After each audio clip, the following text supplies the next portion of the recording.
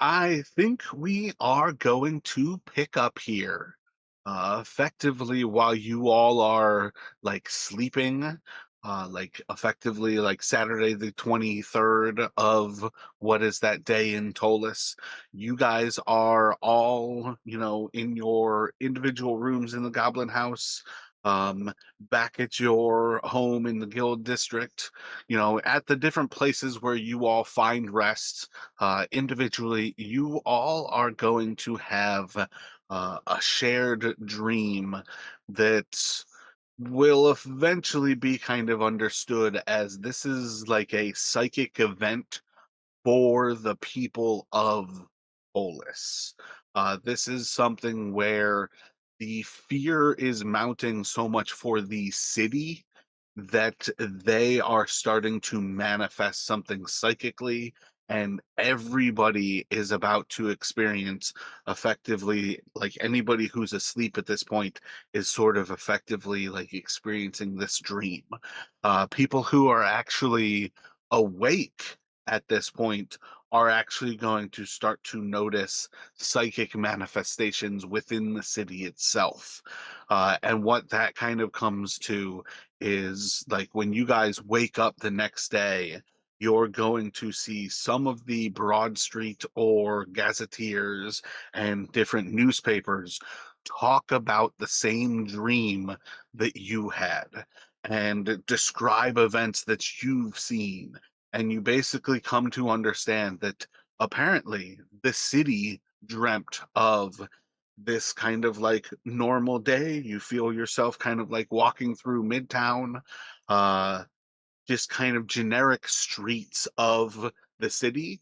It is one of those things where you're not necessarily like picking out locations that are like super particular. It has that generic feel of like you can walk up to a bookcase, but you can't really read like the titles of the books. You can walk past these city streets and you can pick out that there's like Tolian architecture, but not specifically like what the architecture is of this building to know what building it is.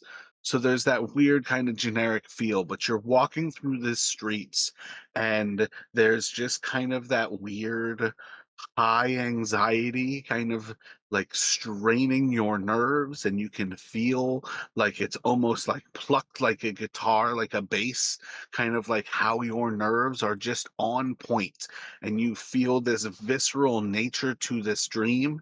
And there's just these points of like very high sheer like painful nerve pulls, and you hear like these loud shrill kind of like high e notes, kind of like where it's like a blend of a scream and it's a blend of this very sharp like um again, just the musical note kind of feels like the right way to go, but very sharp, kind of like streaking pain into your head. And it almost like brings about these like sharp points of light that cut across your eye. And you start to feel like this tension kind of build higher and higher. And you notice different people around you are starting to like throw off their cloaks. And as they throw off their cloak, they like rise from like this hunched over like 4 or 5 foot stature to like 8 or 9 foot tall like creatures. And you're starting to realize that all around you, a third of the people who are walking on this street in Tolis are these much larger humanoids, all of them running around almost stark naked, and they're not wearing the right kind of clothes. They've shed these cloaks, and you're starting to recognize that the barbarians have infiltrated the city. And this tension builds in you where your stomach starts to turn, and you feel this like visceral fear kind of like coming up on you as one of these people is like drawing up this axe high above your head, and he's growing as he's drawing the axe up until you see this large stature of what was a human who now stands twice as tall, and he's bringing this axe down that's almost twice the size of your body. And the moment it hits your shoulder, The pain shrieks again. This high E note rings through your ears. Your head just goes white with light, and you're going to wake up. And again, this is the dream that everyone had. The different newspapers are going to all talk about this horrific nightmare that like this person had, or this person's writing about it because they talked to their family and the whole family came forward to talk about it.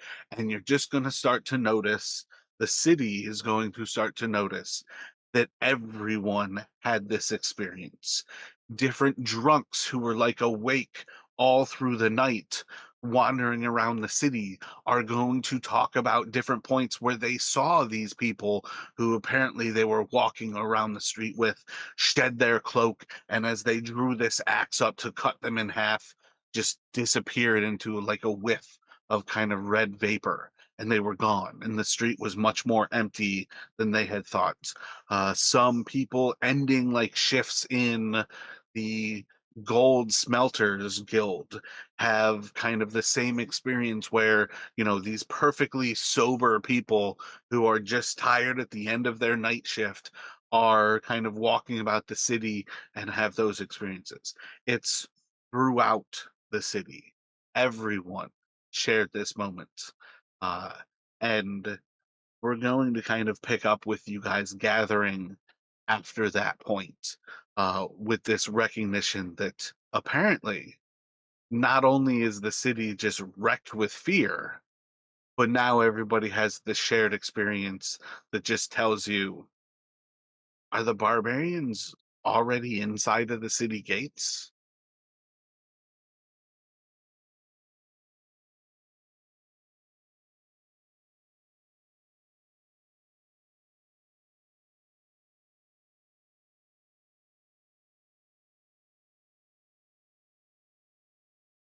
Does anybody have any thoughts on how you would be starting this day? Are you guys gathering together at the Ghostly Minstrel for a bite to eat? Do you gather towards Kalimtas to try to gain some wisdom from his experience? Do you call on any of your allies to speak about this? What sort of thoughts do we have?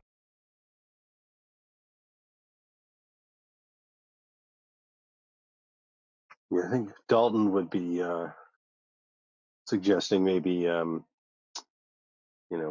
to the ghostly minstrel after that strange dream, getting maybe a bite to eat and a drink to settle his nerves. Um, be curious also maybe once we've done that, if we can suggest maybe if we one idea is to go to the Delvers Library and see if there's anything in like their archives about this sort of kind of citywide phenomenon happening before.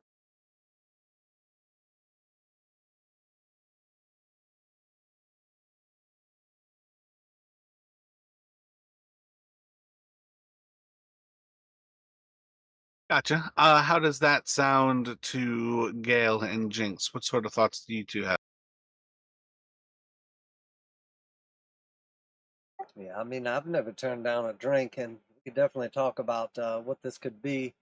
Maybe Gail could contact the inverted pyramid and see if they know anything about this type of mass psionics, or maybe we could check with the church. Perhaps this is some kind of a spiritual attack.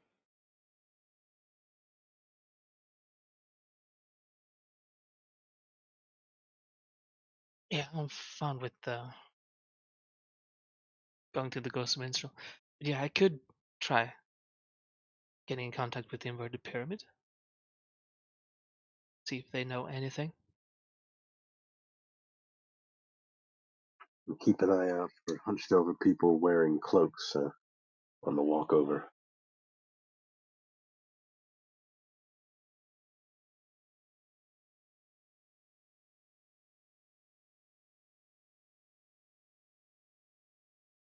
Yeah, so you guys would recognize like part of the idea is that this is like a somewhat normal kind of feeling anyways, for people to be kind of like traveling, you know, covered in their cloaks kind of thing. And there's no shortage of recognizing, even heading to the Ghostly Minstrel, that you've already seen what guards are available. I think I already kind of explained that you have less guards about the city, as the city watch is the guards, and then the city. Damn, I there's two distinguished like guards.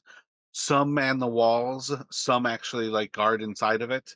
I feel like the city watch are the ones who are normally on the actual walls, and those guards are further out on like these Pelennor fields, like guarding like the inner space, where you've built up like the palisades around the actual city to keep the barbarians out. Like those city watchmen are out there, so there's less guards inside who are also manning then the walls, but also the streets inside. But you would notice that some of these guards are actually going around, and like these people who would be in many instances completely normal to have themselves cloaked and kind of covered are basically getting not like razzed by the guards, but the guards are a little bit more, let's say New York City when post 9/11, like when um the like randomly stopping somebody and searching them was perfectly okay. Like these guards are stopping anybody who looks remotely suspicious, and they are making people take off their cloaks to like basically see like, oh, not a barbarian. So like at present you've already seen some evidence that there is something different about the dream and like the reality, but like it's almost like the paranoia has already set in. People are already like not accepting of other Tolians, in that they are, you know, you're shady just by having a cloak on kind of thing. And everybody is kind of at that level of just take it off. If you've got nothing to hide, if you've done nothing wrong, you've got nothing to hide. And everybody knows like it sounds perfectly safe and perfectly wonderful, but that is a huge loss of freedom to kind of tell somebody if you've done nothing wrong, you've nothing to hide. So you've already kind of seen those levels of it as well.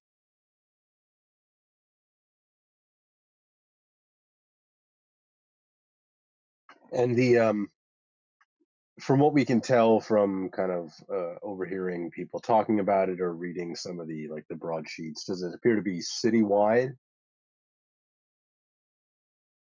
Yeah, so like you've got different like newspapers that kind of market themselves to different areas of the city. And often in Delver Square, you can find a kind of like conglomeration of them where they all kind of do come together. And Ghostly Minstrel is one of the best places to kind of like pick up them all as well. So you can have a pretty good kind of like splotch of at least like one from most of the districts. I would say probably the least likely to be there is something from like the nobles. Um, but something from like Old Town probably covers like the nobles district as well, in that they're both kind of like high and mighty on their own way. And maybe you've got like a little bit more like of a liberal one from Rivers Gate that kind of covers like Noble and Rivers Gate, and like Old Town is a little bit more like conservative, um, and nobles kind of thing. But yeah, you've kind of got like different newspapers from all of the districts here in the Ghostly Minstrel, and you can kind of see like in their own way their unique stories from all of these different areas, telling all of these same kind of stories of, maybe the people in the Rivers Gate are actually experiencing the old like invasion from the like the rift, like from that valley or from the river, and some of that kind of like zeitgeist was specifically, barbarians climbing up from that chasm and coming over the walls to like the southwest of Rivers Gate. Maybe some of the people from the nobles' quarters talk about the barbarians like having come around the spire itself, almost like climbing up the spire and moving around and like assaulting it from on high and rushing into the nobles' quarters. So you have unique stories from all around, um, but most of the city has a pretty generic kind of feel of like the same sort of dream. It's almost always sort of like just like meandering through the streets. Somebody decloaks, they grow to giant, like massive size, and like at the moment where you're cut down and killed, you like wake up.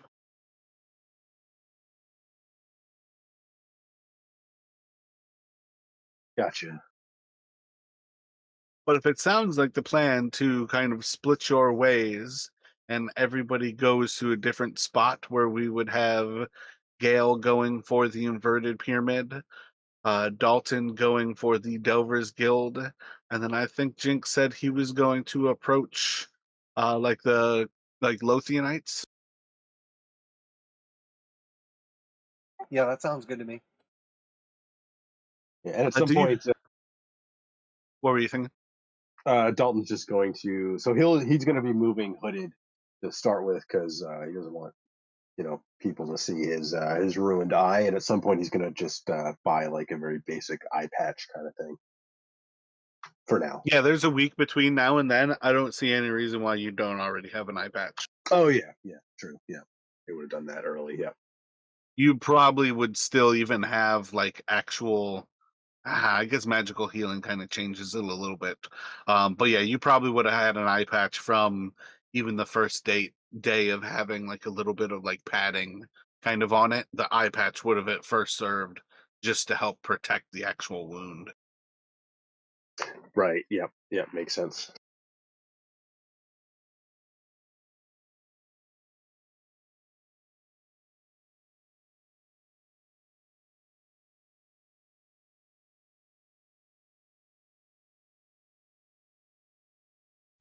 Jinx, do you have any thought on what actual like priest you would go to? Do you want to go to something like the Order of Dyra and actually see like somebody from that order who you've helped? Do you want to just go to the brother? Oh man, why do I What always about forget? Thaddeus? Brother Thaddeus, I feel like he's at um the Midtown damn it, temple of Lithium. Yeah, I was just thinking if we got like the wizards kind of like idea of what's going on and then also like the like priest as well, so we kind of have like both sides of the coin.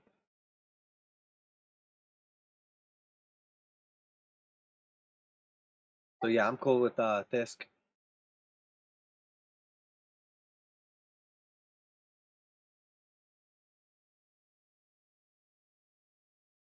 Yes, in Gustav's. Yeah, so let me get a I think investigation from Dalton, a religion from Jinx, and an arcana from Gale.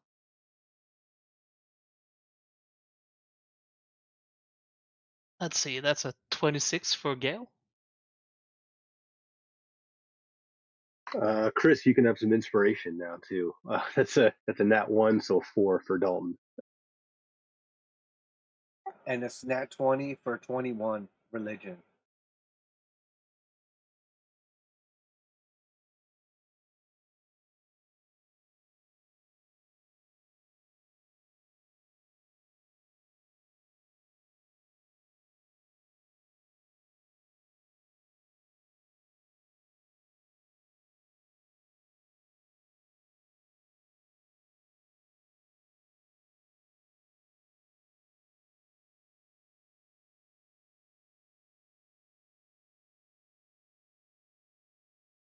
Dalton, are you specifically going for um Erica Sue in the Delvers Guild like HQ underneath Delvers Square, or are you heading to the libraries and Shad Libovic?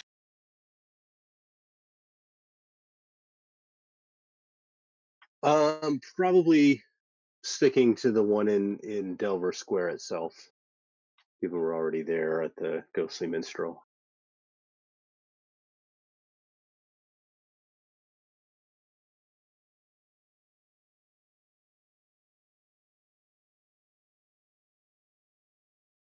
And what was your role, Dalton?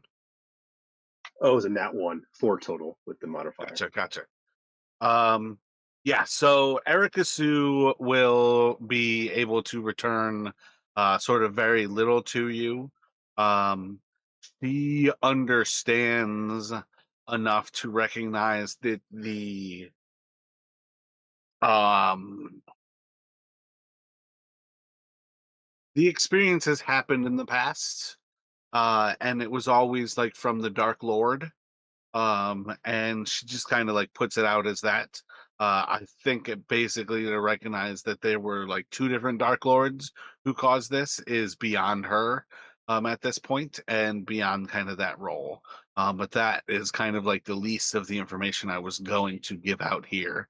I think the other two are going to return with enough information to recognize that the spire has sort of caused this, that this is kind of the um magic that the original like Bane Warren's rising of the spire sort of caused, that constant anxiety of the spire that's grown so numb over time, over generations, is this kind of feeling of like this is very much like the Ghostbusters, like the original, I think it's the original one with the goo, where it's like rising, it's like going through the sewers of New York City, like the psychic kind of like fear of people only makes it stronger. And the spire specifically is like a resonant chamber for this, in that everything that people are feeling only make the evil more powerful. And basically, as you guys kind of return to together, this is sort of another recognition of this is like a self-fulfilling prophecy for the chaos cults and the creation of the Night of Dissolution, in that the barbarians come, the people fear, the fear is multiplied by the spire, where the spire causes you to fear even more, starts to separate people and tear people apart, and you start to cause more and more chances sort of for this thing to rise. But I think, yeah, like between the inverted pyramid and what Fisk is able to kind of figure out for you, you guys can kind of recognize that um, I think it's probably best to maybe hear the name of Gull. Basically, use this sort of fear effect to kind of like, this is like putting your opponent's weight off their like front, so they're like ready to topple over kind of thing. It's basically like putting somebody off their defensive stance, and all of a sudden they're easier to take down. It's just kind of like a positioning thing almost, of how like the Dark Lord Gull kind of use the magic of the spire to kind of like cause people to do this to themselves.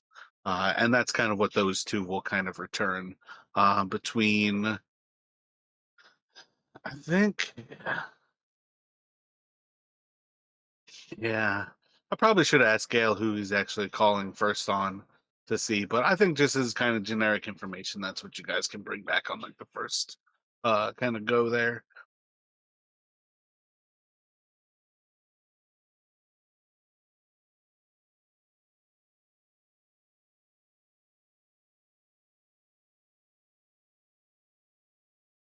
So Gale is potentially pulled away for the longest there to actually like head to the inverted pyramid. But in the long run, you guys don't necessarily have to be apart from each other for that long. Do you guys have any other thoughts about this? Is that sufficient research where you're going to up the priority of the barbarian talks? Are you guys still most concerned with like the Bane Warrens and searching after like House Vladim? Where are your priorities lying at present?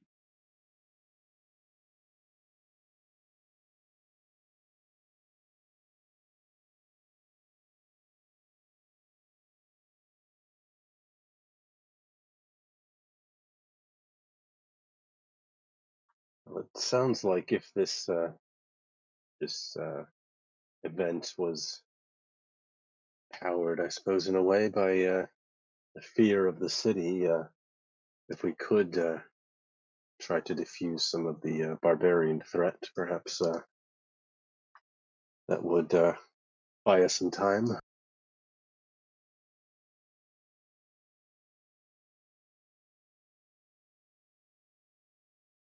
Just to clarify, when you use the word diffuse, do you mean like kill a bunch of them, or do you mean like de-escalate the situation with like, a plan? Well, if it's true that they're looking for their king, we could find, I suppose, find him and give him back. Get them to leave. I don't think we've dealt with a lot, but I don't think we can take on a full horde of barbarians ourselves in combat. I don't know, Dalton. You're pretty good with that sword. But anyway, I think that's a good idea. We should focus on trying to de-escalate the situation. I don't imagine whatever like power from the spire is doing making us afraid of the barbarians, but I would imagine I don't know what the range is on something like that, but maybe they're seeing like the opposite, like we're infiltrating them. So we really need to focus on de-escalating this, I think.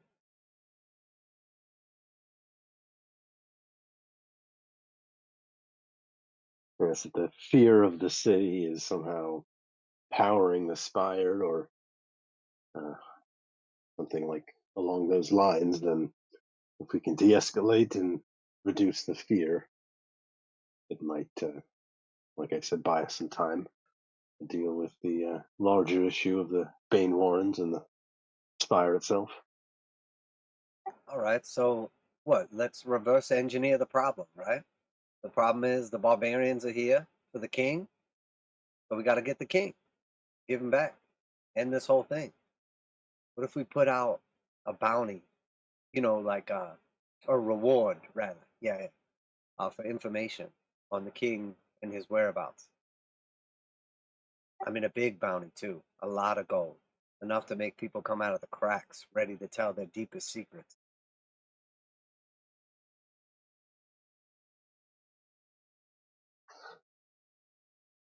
That's certainly an option. But before we do that, perhaps we should see if we can find some way to actually speak with one of them, get some more information on who this king actually is. Right now, we're just going off of what we've read.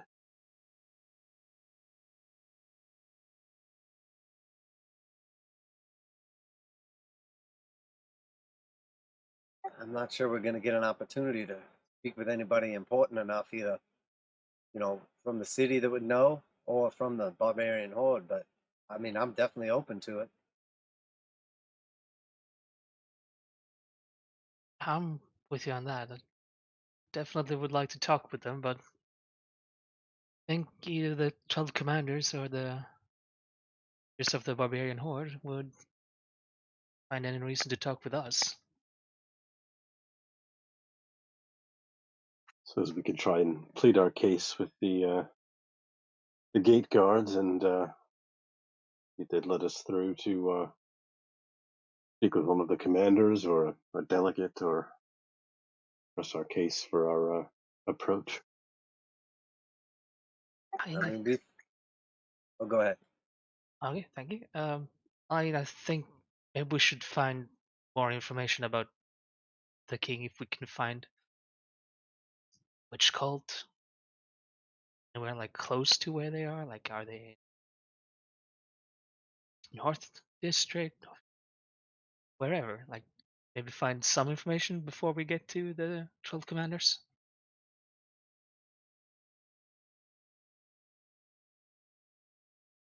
Yeah, I mean, we've got an in with the Knights of the Pale.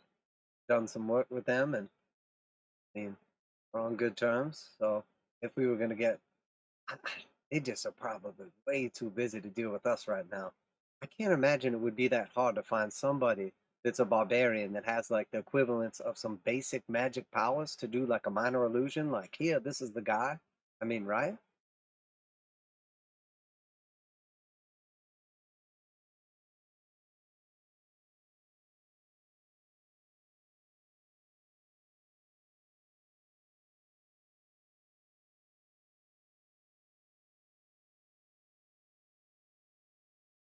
Oh, I just had a thought. We have an in with one of the chaos cults, right? Brotherhood of Venom, where we found Nefe. Well,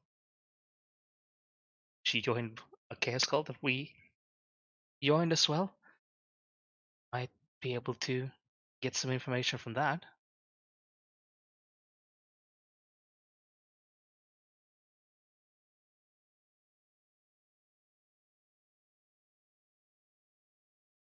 Yeah, we've definitely got some options. Maybe best thing to do right now is, you know, each take on one task, try to further the whole overall agenda.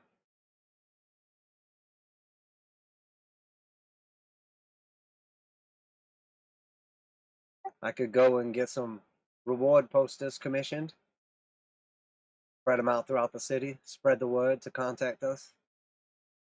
If anybody has knowledge, I'm sure somebody will come out.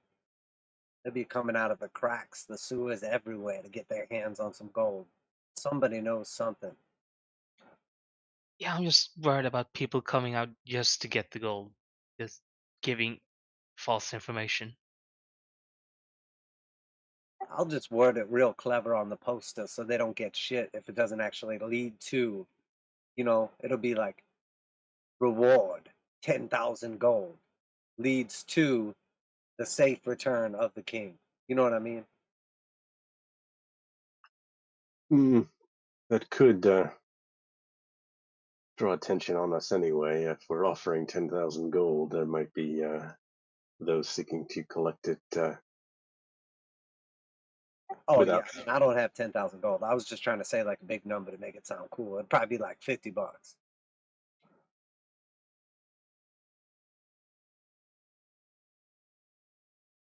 Somewhere in between. I don't know. All right, maybe one of your guys' ideas better than mine. I'm just spitballing here.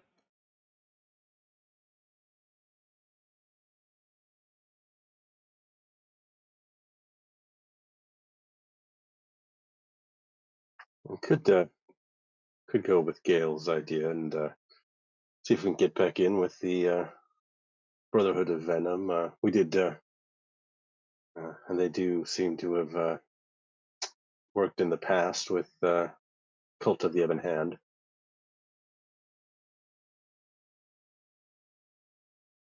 Maybe maybe able to learn something. Now, all these cults like connected and like regularly speaking with each other, or is it just a coincidence in this particular city at this particular point in time there happen to be like a plague of chaos cults that are unrelated?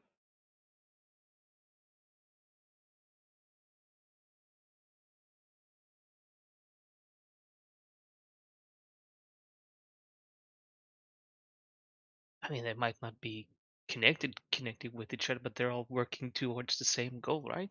Night of Dissolution. I think that's their end goal, no matter what cult they're in.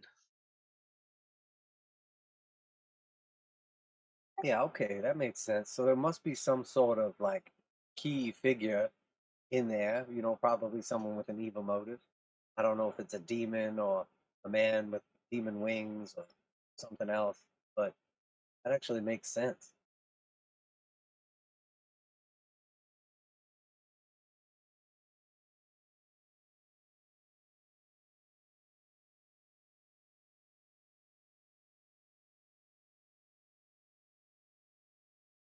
How often was this dream happening? Did it only happen once, or was it like reoccurring? Oh, specifically, this dream was last night.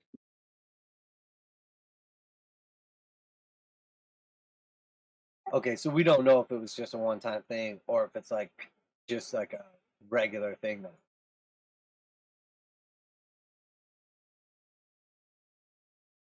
At present, you do not.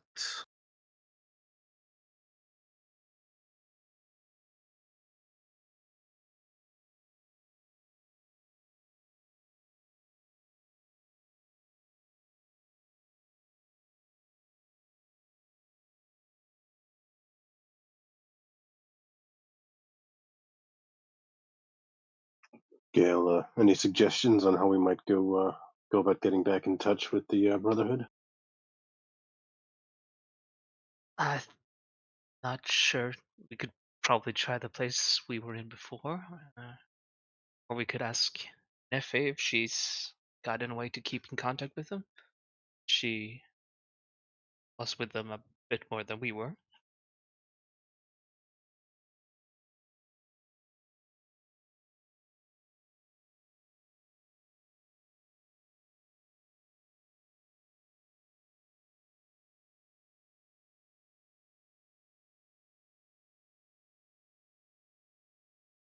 Was it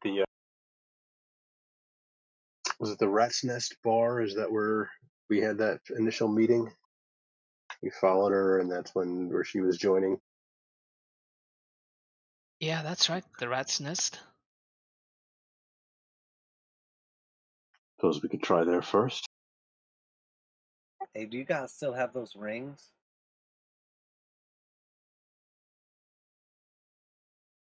I would have kept mine at least.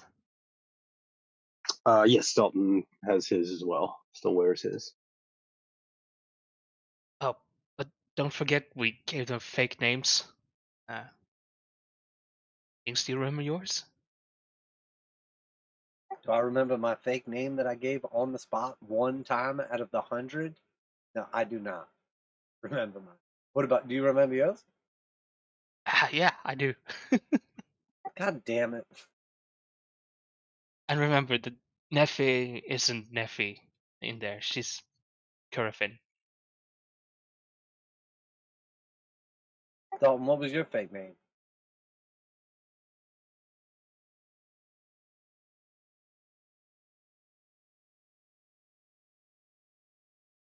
Uh, so I think I actually missed that session where you did the initial meet. So I don't know if you guys gave me one or. I feel like Oh, that yeah, sounds about no, right. that's right. I don't think we actually gave you a fake name to give. Oh, you definitely don't want Jinx picking a name for you, so.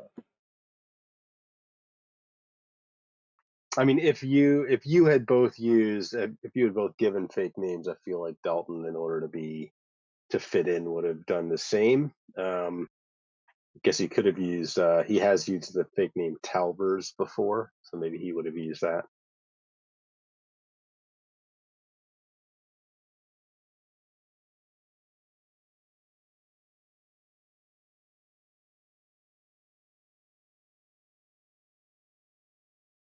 I'll just mumble when I say mine or wait for them to say it first. They probably won't even remember me anyway. I'm not that memorable.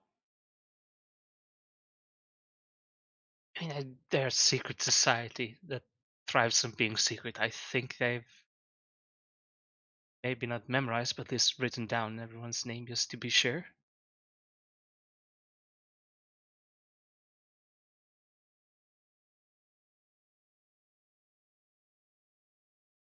We're fine. If they call me out, I'll just use the old, that's my middle name.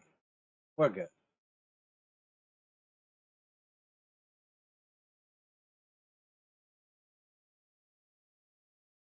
All right.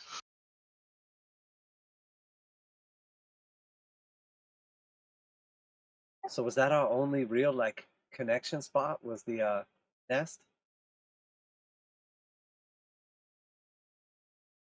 There was that spot underground.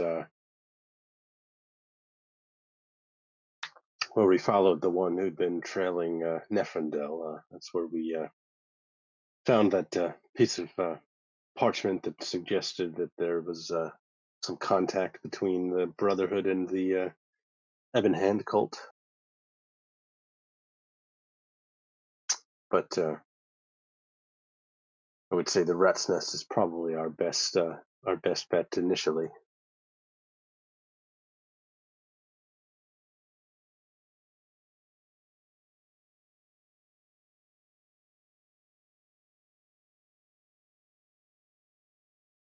Yeah, I'd say we give it a shot then. Y'all ready?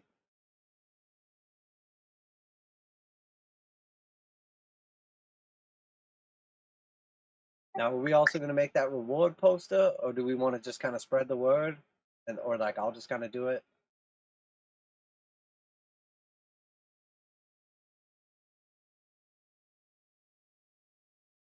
Just thought before we go to the rat's nest, maybe we should ask Nefrendel if she has like kept in touch with them to know where they're meeting, if they're still making meetings.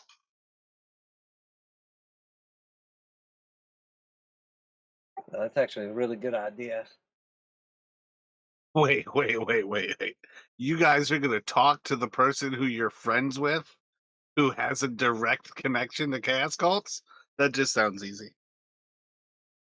It's almost too easy. I think we should avoid that at all costs and just go like completely around in the furthest path away from the goal and then circle around unexpectedly.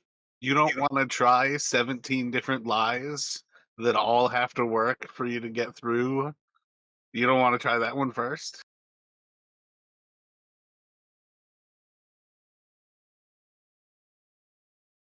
Nah, I think I'm good with asking Neffy.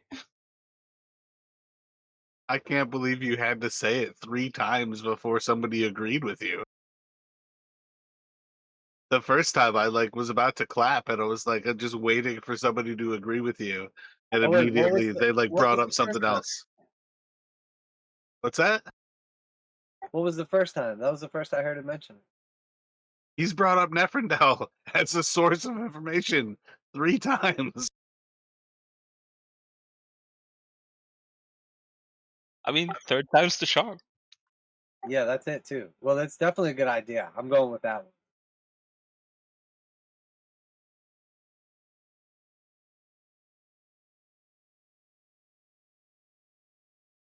So you guys are already in Delver's Square. You can head on over to Danbury's and see if she is at work at present. Chris, let me just have you roll d6. That is a 1. Alrighty. So as you guys are heading across the market from the Ghostly Minstrel and making your way over towards Danbury's, um, need you all to roll perception.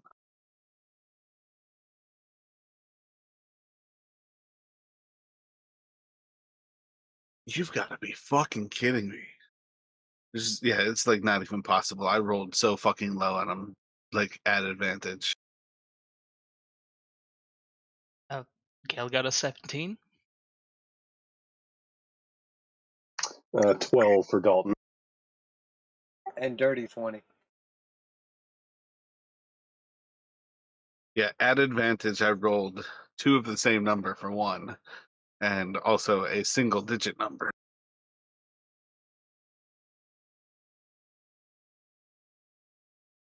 Can't even shrink you to a small enough size. 7 is apparently the minimum.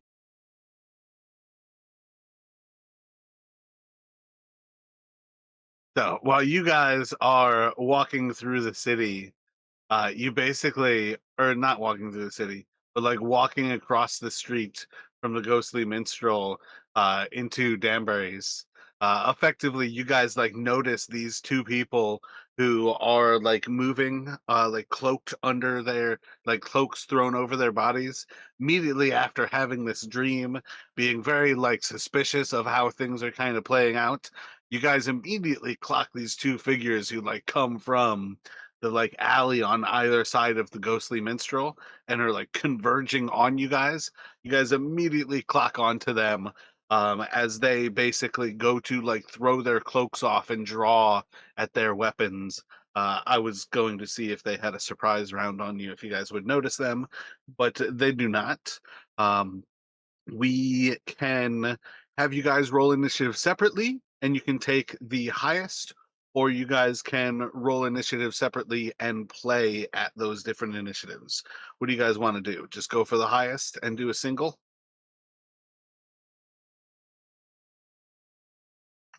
Sure, that works for me. Yeah. Highest go single. I did not roll low on that one. Net 30. 20 for 24. Oh, my bad. Go ahead, Chris. Yeah, I'm sorry. I was gonna say got dirty 20, but yeah, you got higher. Yeah, you got a +4. Yeah, yeah. Gonna take it there because I as well rolled that 20.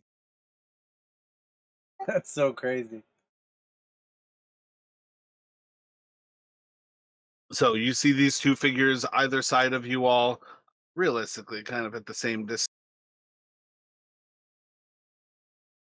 but just kind of like 15 feet to either side of you guys effectively at this point, as you're coming out of the ghostly minstrel.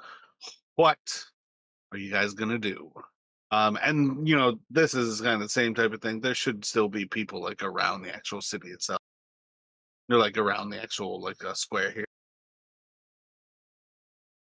Oh, when they actually like flip off their cloaks, what do we like actually see? Two figures. I know you said that, but like any more like just basic details?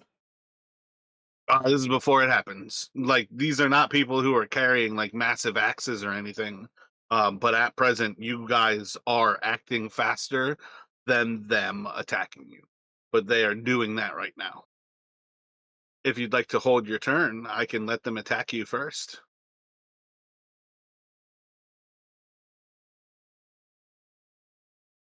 Yeah, I think Gale is paranoid enough. If he's seeing them coming, he's gonna start slinging spells. We'll hold up though, because you do know that Jinx sometimes at least banes people. So try to keep that in mind that if you guys are going to do stuff, you can help each other and do stuff in the ideal fashion.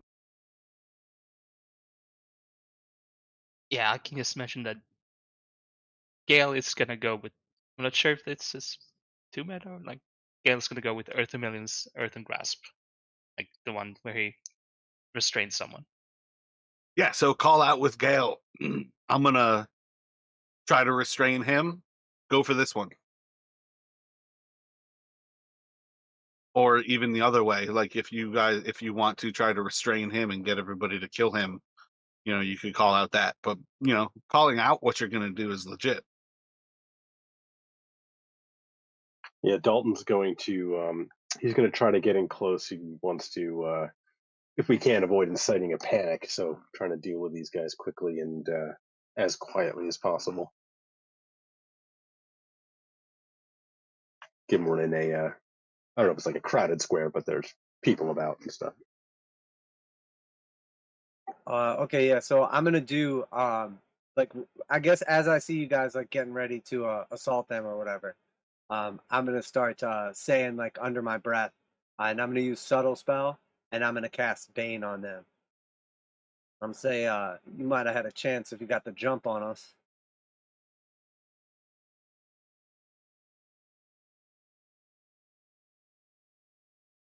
And we're fully rested right now, right?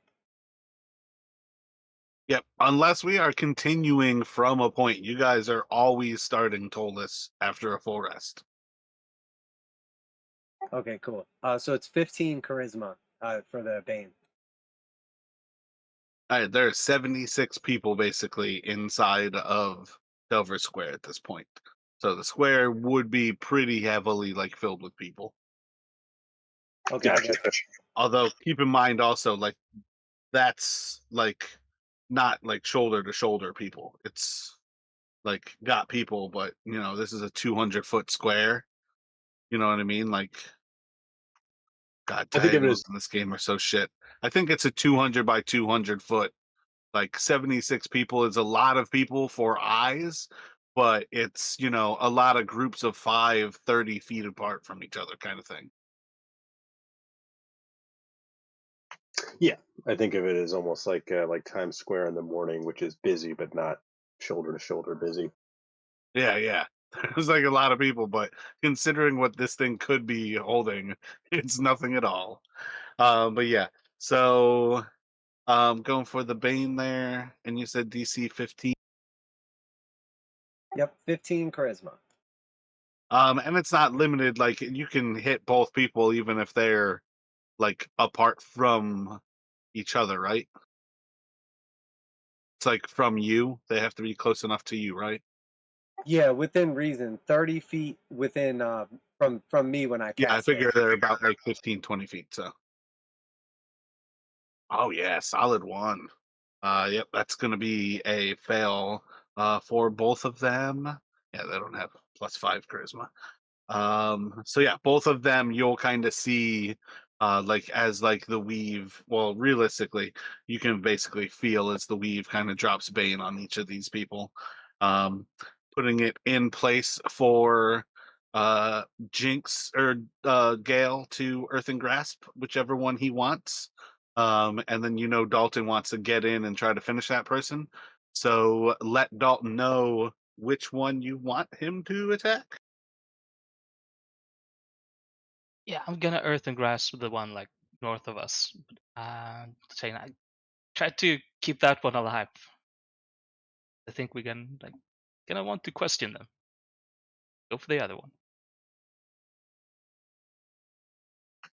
Oop, I seem to have lost control of my token.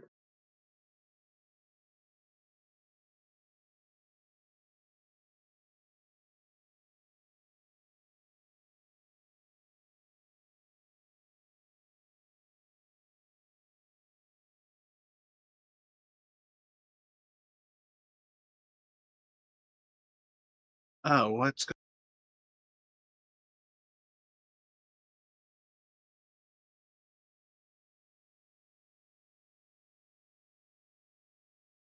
Can you move it right now? But I as soon could, as but you then drop it, you lose it? but then it jumps right on top of the yeah. Yeah, it's kind of weird. I wonder if you hold Alt. I think Alt will let you drop it where you want.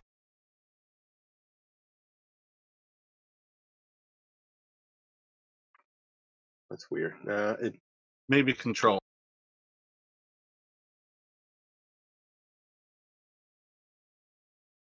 Okay. Control seemed to work. Yeah. Doesn't help that I was also messing with it. Basically.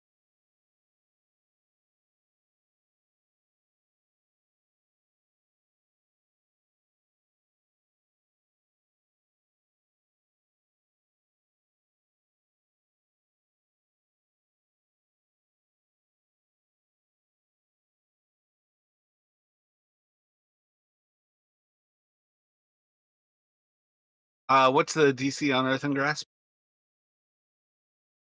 It's DC 16 strength saving throw.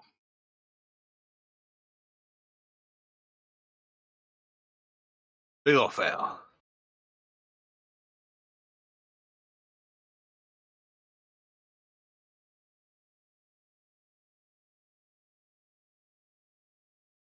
So he is grappled and restrained, right?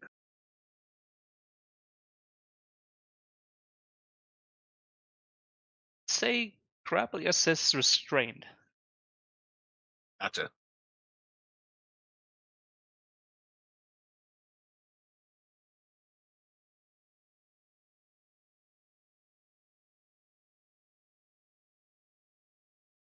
And then Dalton, you can attack him. He is restrained. You have advantage. Yeah. So Dalton is he's drawing out his blade. He kind of heard a little belatedly uh, Gale saying to keep this one alive.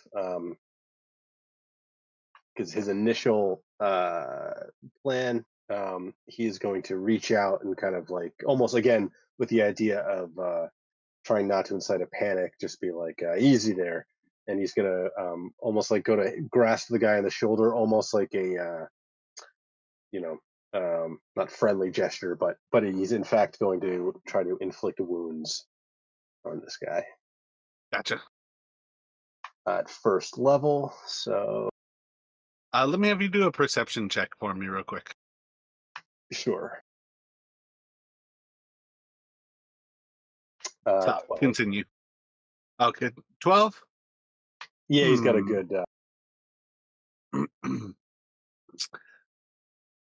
Yeah, I'm gonna stick with just continue as you were.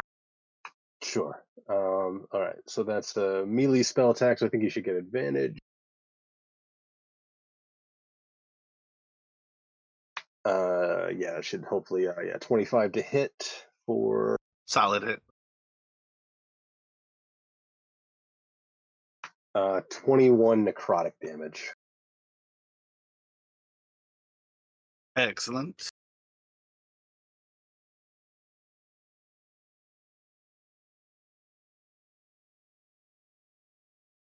Yeah, he's basically almost trying to like hide his attack from like not wanting to like be waving around a big sword yet. But that will be his turn.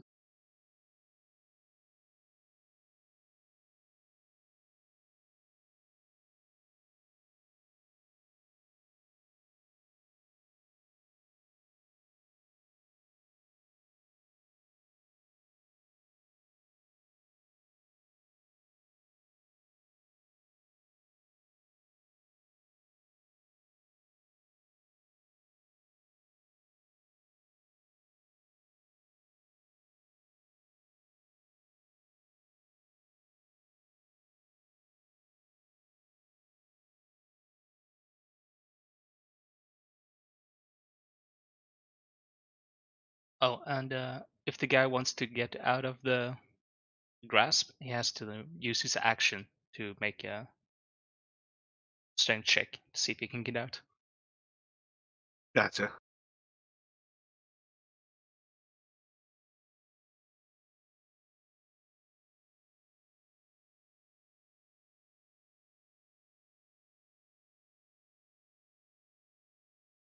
Oh, sorry, I forgot to roll the damage as well. So that does damage.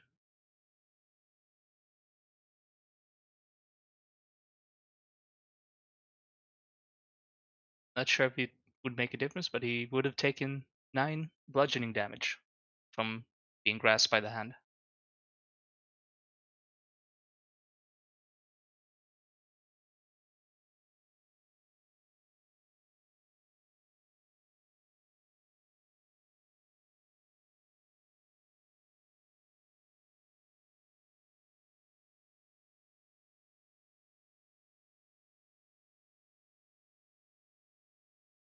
Yeah, I think to start off, the one in the south is going to like continue throwing off his cloak. You see as he's going to draw both a short sword and a light crossbow. And as he starts to move forward towards you, he's going to take a shot at Gale with his crossbow, and then he is going to, basically covering that distance, stab into Gale's back with his short sword. But both of these attacks are going to go towards Gale. So, short sword first. Going to be. What is your AC? You're at 15? Yep. He's going to just hit you with a rolled 10. Hey, I'm gonna do a spell on that. Gotcha. Silvery barbs. So just roll one more.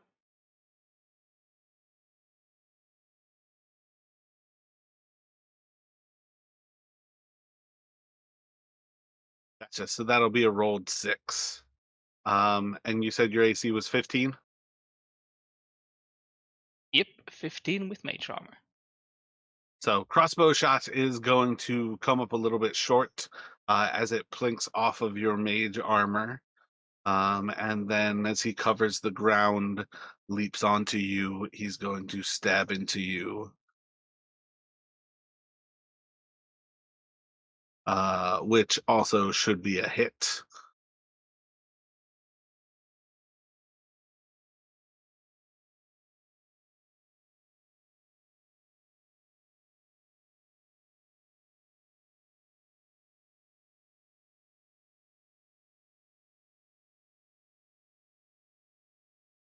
Dear Lord.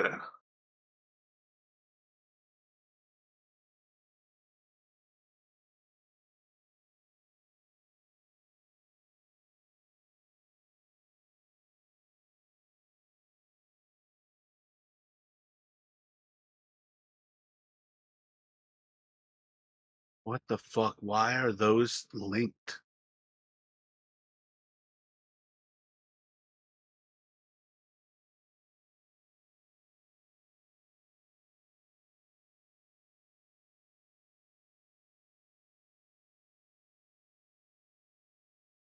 So fucking weird.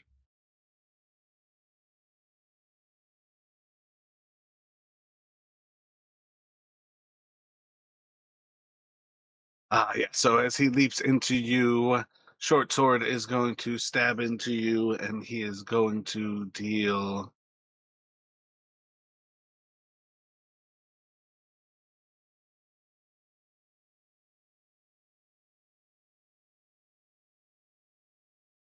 I need you to make a Constitution saving throw for me, please.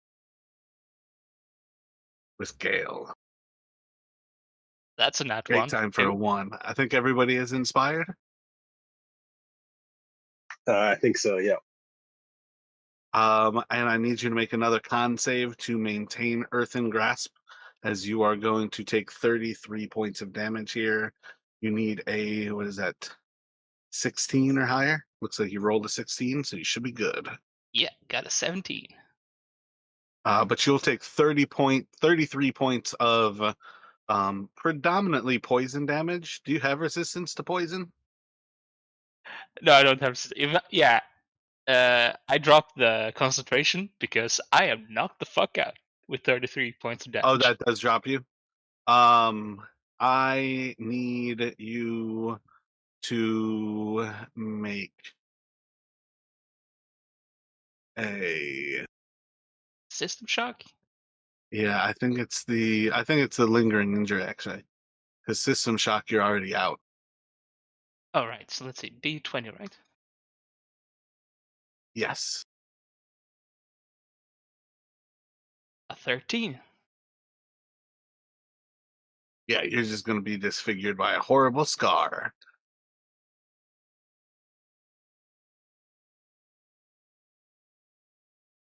I mean, that. Disadvantage on charisma checks and charisma intimidation. I mean, I think we'd get advantage on charisma intimidation with a horrible scar. Oh no, it actually does say that. My bad. It's disadvantage on charisma persuasion, and it's advantage on charisma intimidation checks. 6th level or higher magic will heal it though.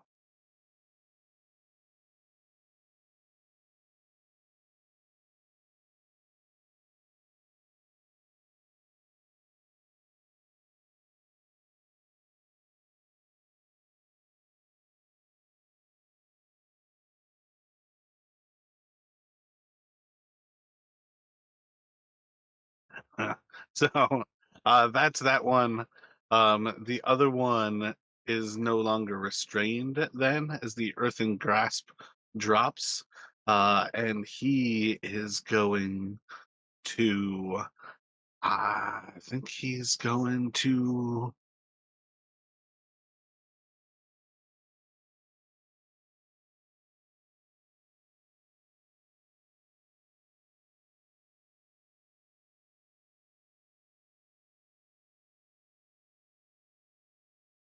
I think he's going to attack Dalton.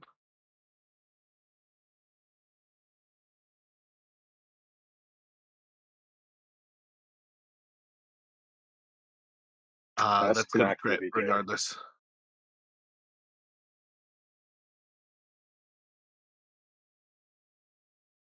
And the second one will be a miss.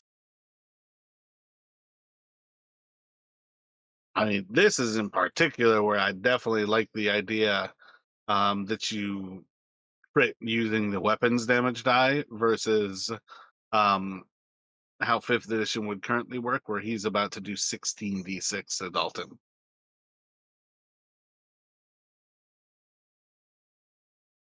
Yeah, because it does. I mean, I guess. I mean, I'm good either way, but it would make sense that like the poison is not somehow more potent. I Yeah, guess unless you like hit the blood strike directly into the bloodstream or something. But that's the thing. Like, I mean, I don't think you're just straight up doubling a poison's effectiveness by hitting like a vital part. I don't know. It just seems absolutely crazy to me. and selfishly, 16d6 could easily kill me one shot here.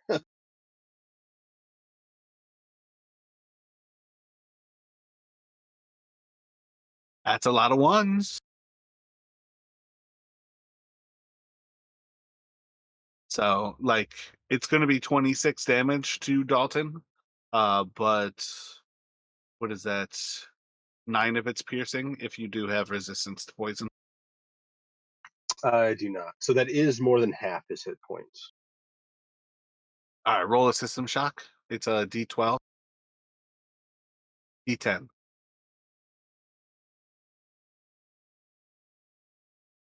7. Gotcha. You lose reactions until the end of your next turn, so that doesn't really change anything. And then you have disadvantage on your attack rolls and ability checks, but just for this turn, basically.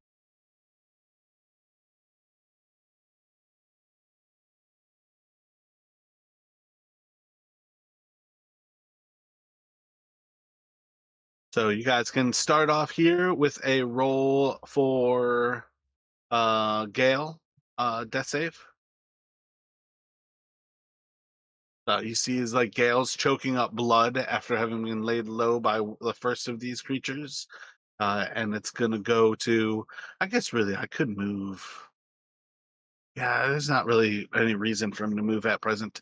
And it'll go to you guys to make a decision how you act.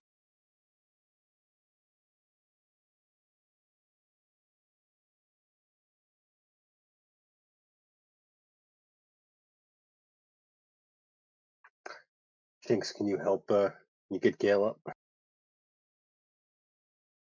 Yeah. So I'm right about to you'll see me like start spinning around the staff for a second, and then I'll hold it up in the air, and then I'll slam it down on the ground, and I'm going to do staff of healings, 5 charges for a mass cure wounds.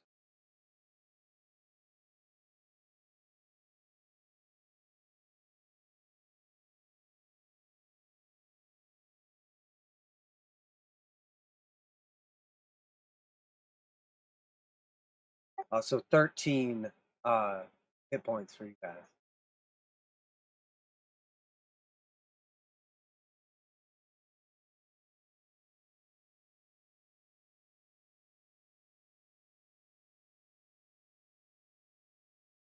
And then I'm going to do bonus action after I cast that. I'm going to yell over to Dalton, and I'm going to say, I got Gale. Can you handle him? And I'm going to give Gale Bardic Inspiration.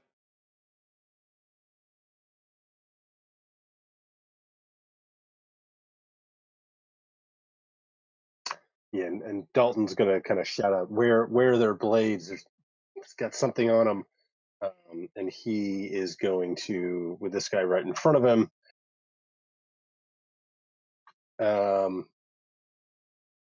Does he have two? Sorry, does he have 2 weapons out, or did he just attack twice with the one? For you, he had 2 short swords that he had drawn, and the other one that you guys would have seen drew a short sword and a short crossbow, or light crossbow. Gotcha. Okay. It was gonna maybe heat metal, but if he's got 2 blades, that might do something else.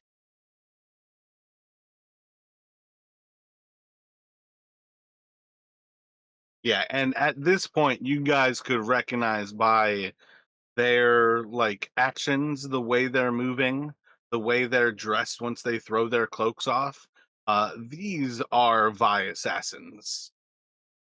These are the people who are like each time they're like threading these blades through through like part of their sheath, like reapplying poison. Every strike they throw at you, they're coming at you with more and more of this poison. Um, and you guys have like dealt with one of these Vi assassins before, but now like two are coming at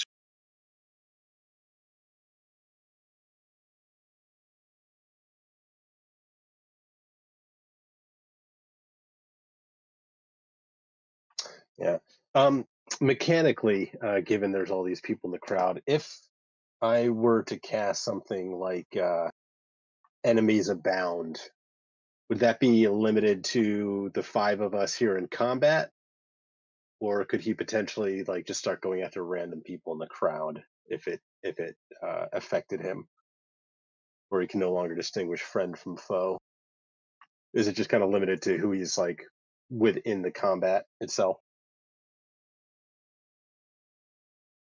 I think I would probably play that as what he would have like. It wouldn't quite be like 1 in 80 kind of situation, because it would be people that he could get to, but it could certainly, in some ways, Yeah, regarding yeah, I all think it would creatures it can actually be see. close to 1 in 80 because it would look at everybody as foes, and with the crossbows, as far as I'm concerned, they can take the crossbow shots just the same, as if they had crossbow expert. So, yeah, I'd say in the long run, enemies abound would potentially remove one of these people from, like, at least the battle, if not like um completely remove them. You know what I mean? By effectively putting random civilians and delvers into the danger zone. Yeah, morally, I'm not sure he wants to actually do that, but I was curious how Most if he people could. here, though, are delvers. So in the long run, by turning them on everyone, there's a certain level of these are like guildmates of yours. You guys at present, like this brawl has just happened. Most people are not noticing, but Delver Square is theoretically one of those places where most people are effectively adventurers, and they may not be your specific friends, but they are potential friends just waiting to happen. So I would put it on you. It's definitely a different moral question than if you were in like any other part of the city. Okay, so it's not just a bunch of random like innocents who can't defend themselves. Yeah, but there are innocents here, but most of what comes to Delver Square is either people who profit from Delvers or actually are Delvers.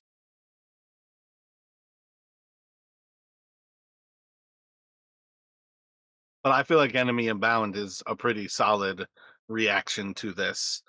Because two of these assassins, as you guys can see, these assassins should be able to drop any given one of you, if not kill any given one of you in a single attack.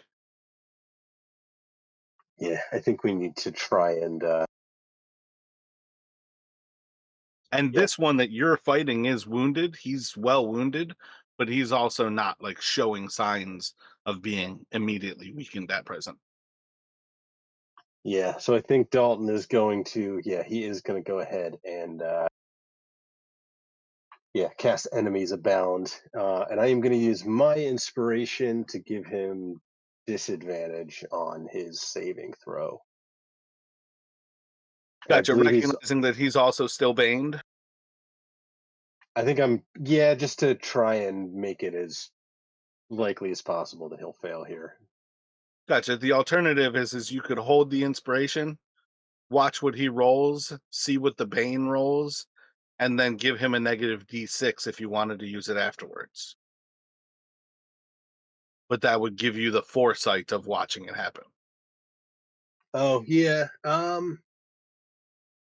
Because that's the alternative way that you can use your inspiration is like as a modifier, but just as a d6.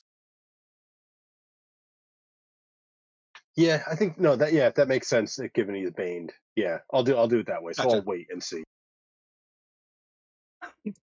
I am Uh, so sorry. Yeah, so I'm going to use it. I don't know if it's gonna. What's your spell save DC? Oh wait, can I use mine? You can use yours if you want, but can I use mine for sure? What do you have? I really want to take him out of this fight. So, and I know Dalton's using like high level spell, so I want to use silvery barbs, like knowing he passed it, to like give him disadvantage. And that specifically is for a saving throw?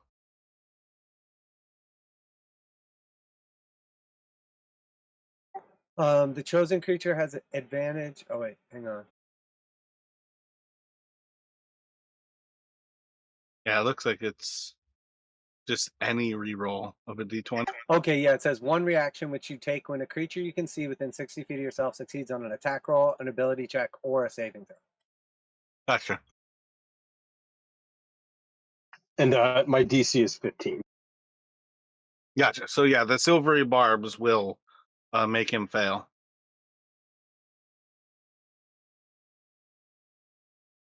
My bad. I really meant to have you say this beforehand, but which one did you cast it on? Oh, the one in front of me. Gotcha. Given he's no longer restrained, so yeah, that way. And then I would, after casting it, I'm gonna run over to try to help. Damn it.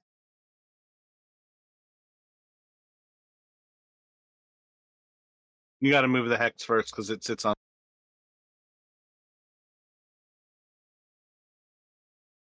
Okay, thanks. And then I'm going to run over to try to help with the remaining one.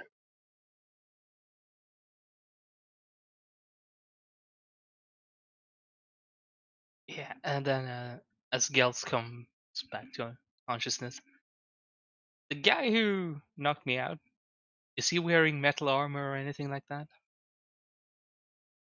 Same thing. He's got swords, but other than that, not really. No. These are stealthy, lightly armored enemies who are fast and dangerous.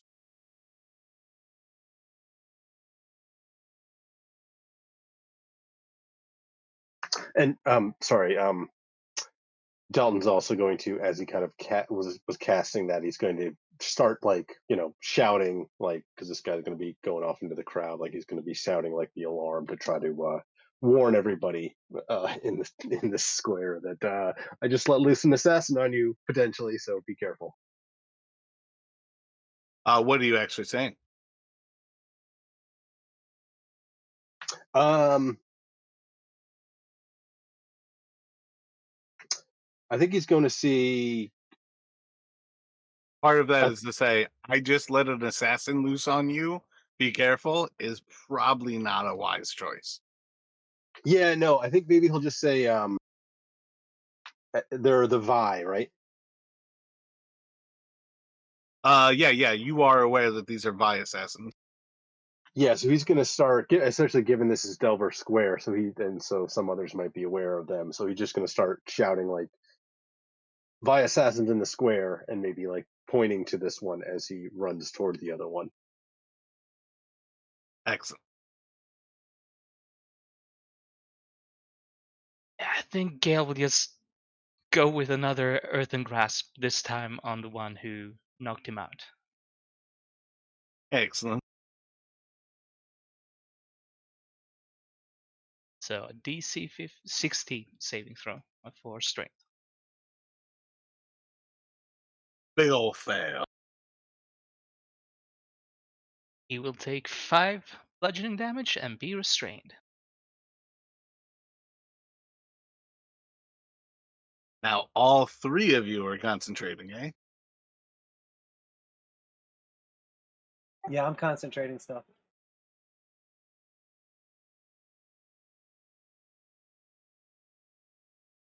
Yeah, we're definitely good on that, Justin. Dalton. Okay. Yeah, and I'm pretty sure enemies abound is concentration as well. Yeah. Yes, it is. Yeah, and Earth and Grasp is concentration.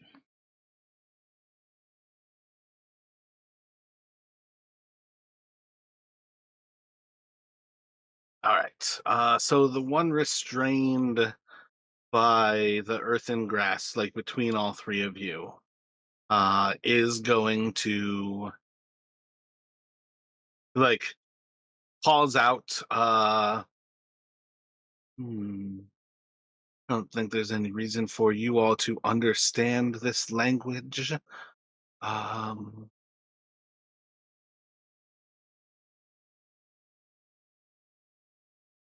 I didn't bring up my cheat sheet of your languages, but I feel like you guys all chose the same languages.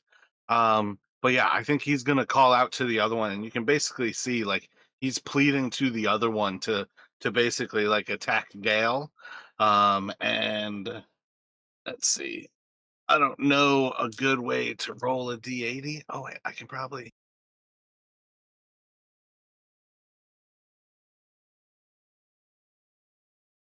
I guess roll a D100 and just re-roll if you get above an 80. Might be Yeah, easy. that's kind of what I was thinking. It's the only way to do it. You just do a D8 as your tens. Oh right, yeah, that definitely would have done it. But I got a 50 anyway. So, yeah, he's just gonna like strike off into the crowd, as he like takes like two crossbow shots, like dives into a roll. It's awfully artistic, and entirely devoid of any worry for you guys. Let's see. He does kill the two people that he shoots at, though. Two civilians on that one. And you'll see the one who's grasped by the earth and grasp, kind of like frustration mounts as he calls for aid, gets none, and he is going to try to strike out at Gale, not only disadvantaged, but also with Bane. Big ol' miss on that one as he rolls a natural 0. And then he's going to try to swipe with his other sword attack, and big ol' miss with that one as he rolls a 1. So yeah, the grasp is just like pulling him down as he's like trying to slash into Gale. Ineffective as all hell. And let's take a quick little break here, and we'll pick up like as you guys come into this round 3. Thanks, Mara. Yeah, I'll be back in a couple minutes. See you guys in a few. All right, see you in a few.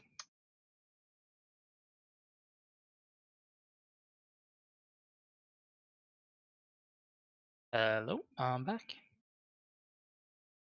Excellent. I think you might be the first back. Oh yeah, I'm actually just getting back too. So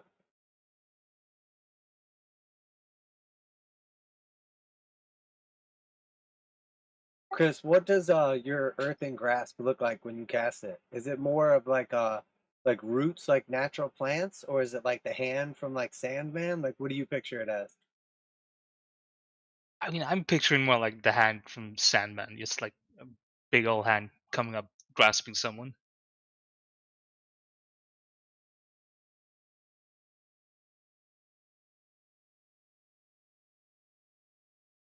Hell yeah. Okay, I like it. I feel like that's cool for like a wizard. Maybe like more of like a druid would be like more like roots kind of coming up, taking the shape of a hand. Okay, I'm back. Yeah, welcome back. Yeah, that's kind of cool for druid. Like just roots shaping a hand, grasping someone. Yeah, like super speed, like unnatural growth. You're like, what the hell is going on in here?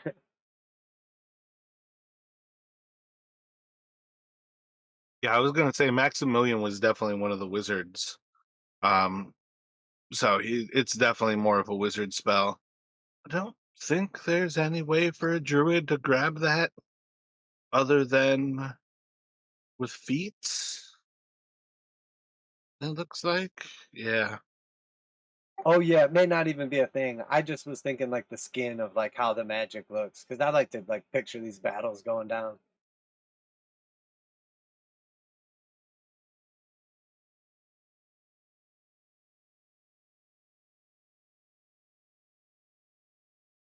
Yeah, I think it's very normal for wizards to effectively like start to create stuff that is simply them using their hands, only like their hand is manipulating something else into a hand shape.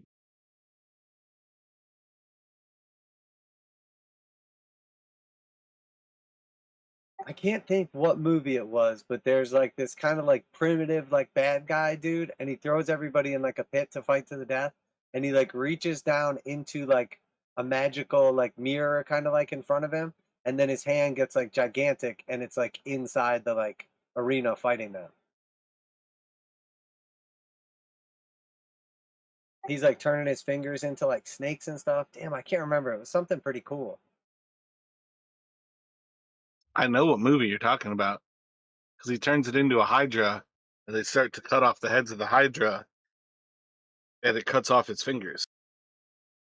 Yeah, but I can't think what movie it is. But it was pretty cool scene. But that's like kind of what I like picture with like the earth in hand.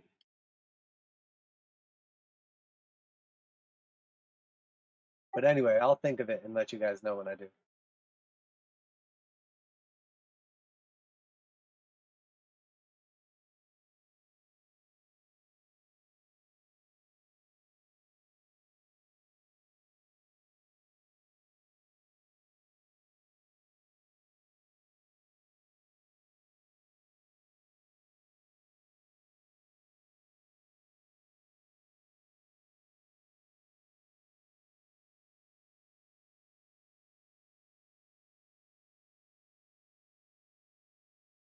I think it's from Your Highness.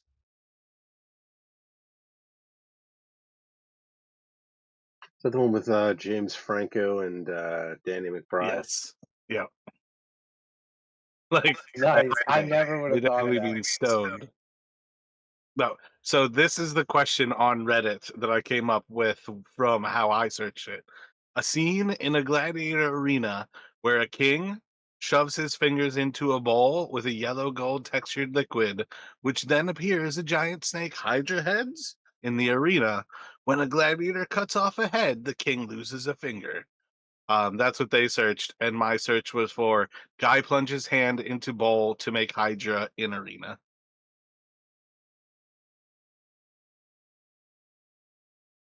God, I love the internet. That was the only one that successfully brought up a movie answer. The other ones definitely, like the algorithm got tricked. But I mean, if that's not somebody thinking the exact same thing, I don't know what is. Yes, we dropped off as it would be returning to your turns.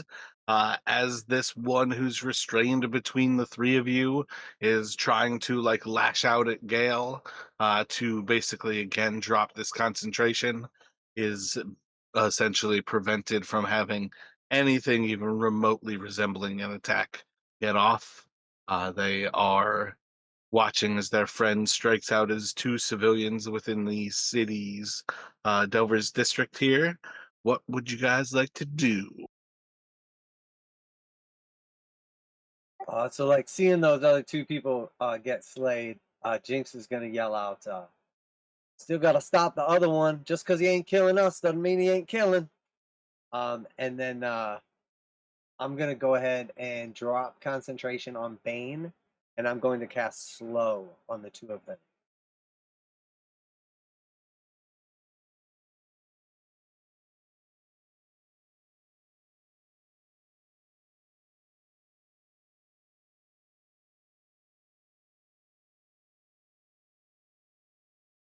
And it's Wisdom 15.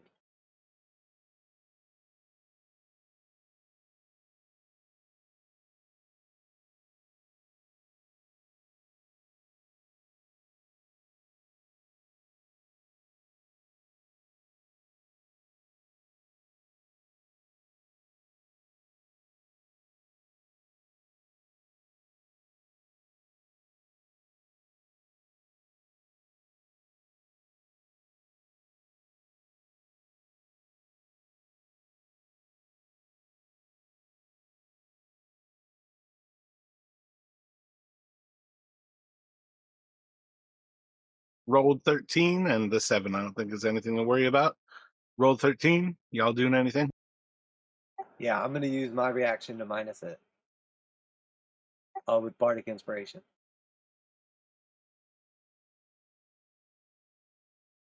For 6. Your bardic inspiration can affect a creature's saving throw. It's not just for you. I think you're thinking of cutting words, Jinx, and I think that's only for attack rolls, ability checks, and damage rolls. Oh, I'm sorry. Yeah, I always mix that up. It's the bardic inspiration is what I do positive, cutting words what I do negative. Sorry about that. Yeah, because bardic inspiration, the positive one, you can use for saving throws, but the cutting words you can't use against an enemy's saving throw. Yeah, that's right. It gets damage. You can use it on a damage roll instead of a saving throw. Wait, does cutting work? I thought cutting words worked on saving throws as well. No, I'm looking at it now. Attack roll, ability check, or damage roll. Really? There may be a special subclass that, like, or ability that lets some bards do it, but Okay, yeah, that the might be it. yeah, but just the normal cutting words doesn't work. All right, so I'm gonna burn the other one instead. The reroll. Silvery barb. Gotcha.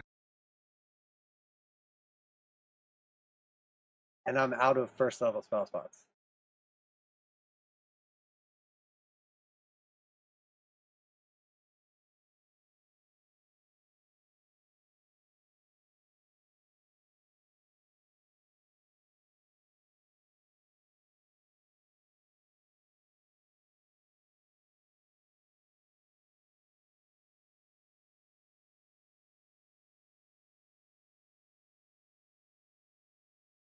Dawns on me while I snack on broccoli and cheese. Maybe I should take smaller bites. Yeah, so both of those are slowed as you switch over off of Bane. What would the others like to do? I think Gale will just not wanting to hit anyone else in the crowd. He's gonna do level 3 magic missile on the one who was like enemies abound. Alright, you guys do realize that you need to just kill one of them. Enemies abound has removed him from your equation, so you guys don't die, right? You do recognize this, right? That is a really, really good spell for you guys. Yeah, and just so you know, every time he takes damage, he can redo the saving throw. So it's a chance you're going to break it. Okay, I did not know that. Then I would not do that. And I guess with magic missile, that means he could do multiple saving throws because it takes multiple instances of damage. Yeah, he would get like 5 saving throws. Oh, nice. Good call. But I think Magic Missile is the ultimate concentration breaker. yeah. So Dalton is going to kind of pulling out the bloodstained razor is going to slash at this restrained one. And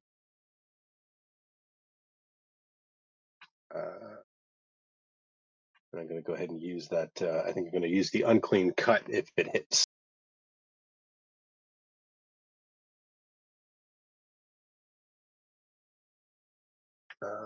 Yeah, so 25, that'll hit. Oh, yeah. For and a bonus action, use the unclean cut ability.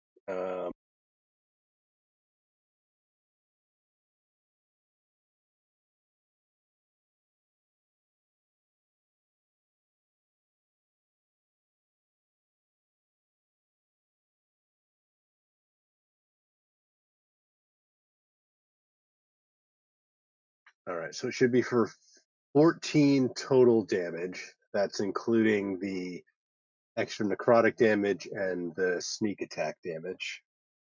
Or no, sorry.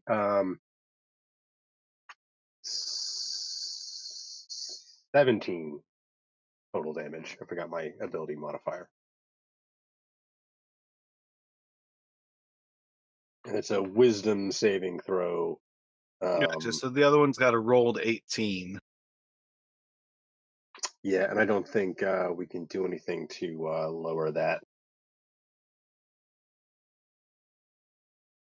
So it won't be frightened.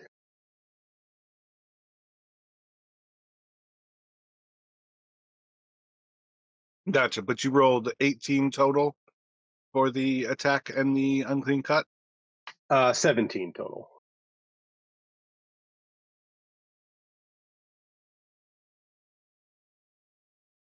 And I mean, Excellent. technically, I don't think it's not going to make any mechanical difference because he's already got disadvantage. But the one that got hit would also technically have to make that saving throw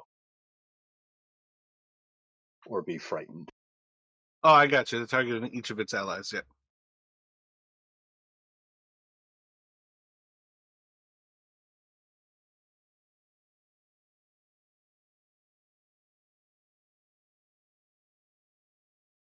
And that's for 1 minute.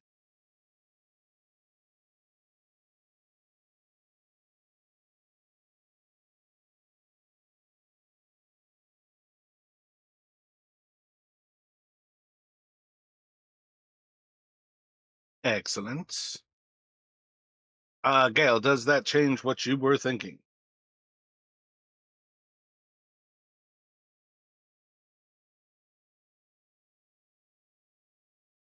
No, not really. I think I'm just gonna move back from this guy that's restrained, so he can't hit me on his turn.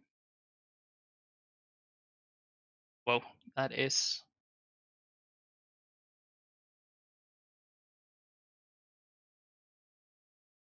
Then I'm just gonna shoot a firebolt in his face. We get this one down.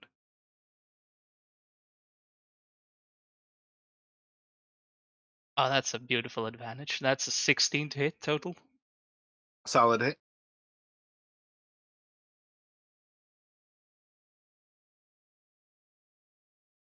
For 12 fire damage to the face.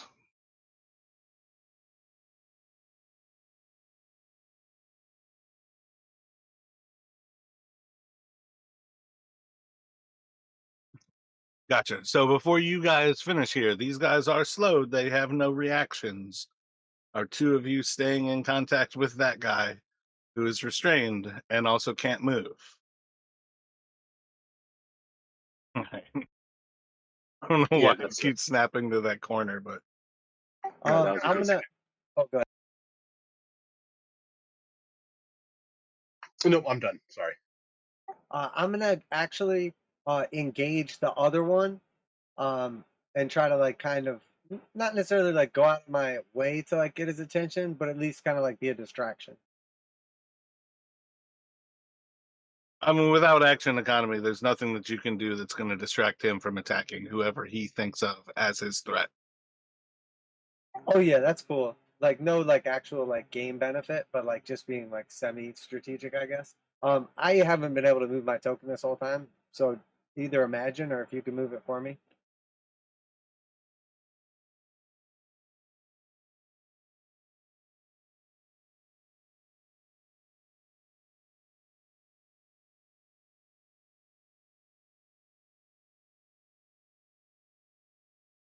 I think I can move everybody's but mine. Oh, whatever you just did fixed it.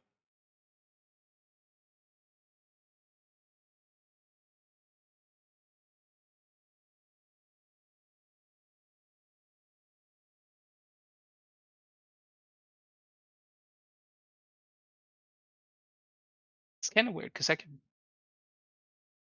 select my Gale token by pressing like 3 tokens down from where he is. And that was like 3 tokens up from where he is. So, not sure what that's about. Oh yeah, that's super weird.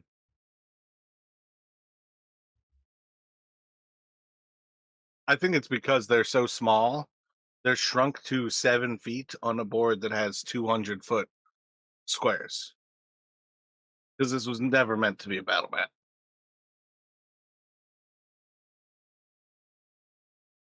I should just design a Delver Square battle map for how often you guys are walking between the ghostly minstrel and Danbury's and get attacked. Yeah, it literally happens all the time. This is kind of our arena. I mean, we should be getting pretty famous by now. Yeah, people just clearing out the whole square. Just, oh shit, not them again. Another There's demon or that. Those same guards come out, right? there's like a guy who opened up like a little popcorn vending machine now because like we're always getting into trouble right there.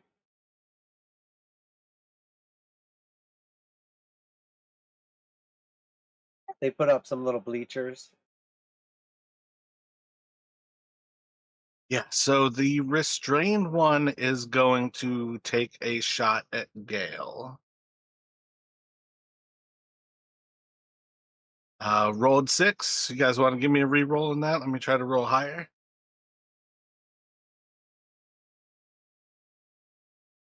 Oh, I'll let that one through. You see as the crossbow bolt sinks into the mage armor and is deflected off into the ghostly minstrel.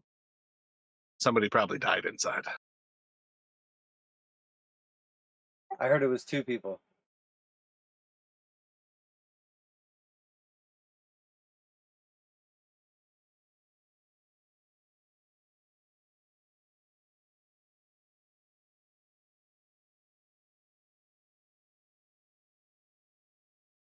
Oh wait, D8 doesn't work the same way because you have to use Because you do the what? confusing aspect of 1 is technically the tens, so it's 0. 2 is like the teens.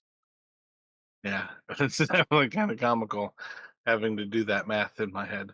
But yeah, it's gonna not attack you guys as he attacks somebody on the street. Uh,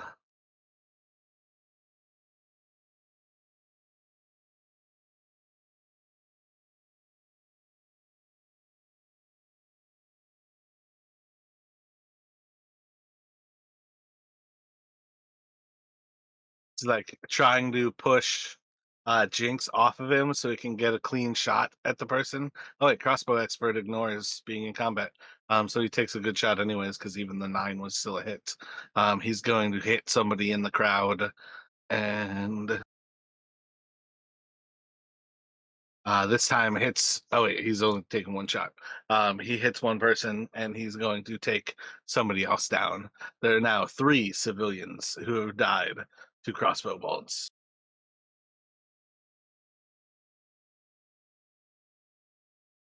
And it's going to return to you guys. Yeah, Dalton gives a little wince as he hears another scream of pain and body thudding to the ground, but he at least is going to move back in. He is going to go for another inflict wounds, this time on the restrained one. Gonna bump it up a bit to 2nd level.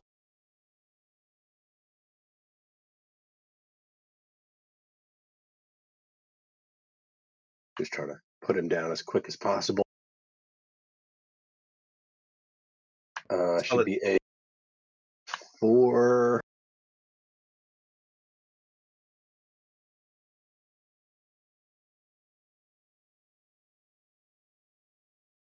Yeah, that's terrible damage. 16 damage.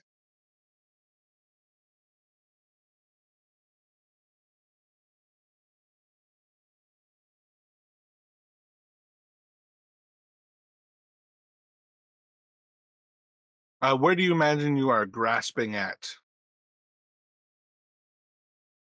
Probably almost like right, since he's restrained. I mean, I guess he can still kind of move, but almost like right around the neck, almost like he's choking him. Jinx is gonna yell out, "Grab his dick and twist it." So, as you reach out for his neck, you see like a massive like gout of blood and you hear like the snap of his um what is that, the trapezoid snapping, and his like one side of his neck, like where the muscle kind of makes that like triangle to your shoulder, snaps like right where you grasp. And like that entire arm just kind of like goes limp as the trapezoid snaps. But there's like a burst of blood. That is a sufficient wound to basically recognize that guy is within, not necessarily death's door, but he is under half.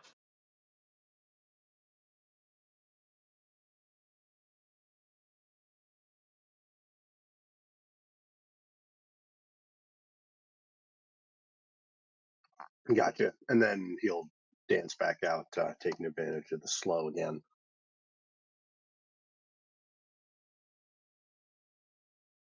And Jinx is gonna yell, "Don't stand in the crossfire! I got something planned." And he's gonna get around behind that other guy. He's gonna hold his boomerang up in the air.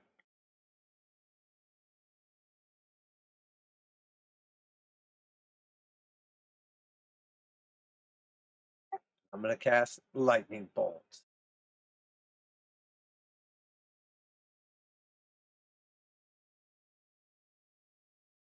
Roll a percentage for me.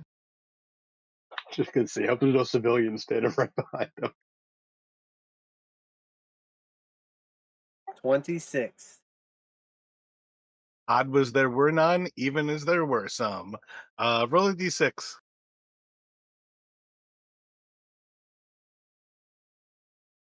There's like two people who you notice as you're like releasing the lightning bolt from your boomerang. They're like crouched behind the wall of the ghostly minstrel watching you guys, and you just see them. They're perfectly in line with your lightning bolt, as it's too late and you're already casting it. Roll for the damage, and your DC is 15. Yeah, and they have disadvantage on dexterity saving throws. They have advantage on dexterity saving throws, so they will take these straight. Nice. So 15 dex.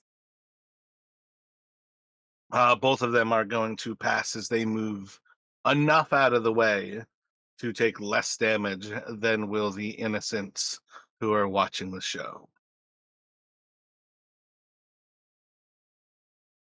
So the roll is 22.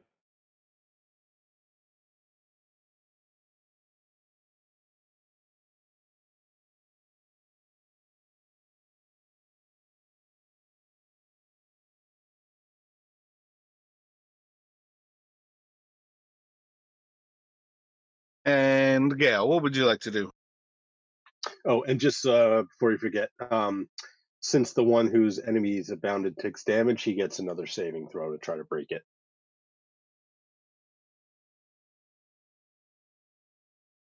And it's an intelligence saving throw. Intelligence, and your DC's 15. Gotcha. So you got a rolled 15 here. I think Jinx is the only one with silvery barbs. I don't think there's anything we can do. You want to burn a second level spell? Yeah, I kind of do actually.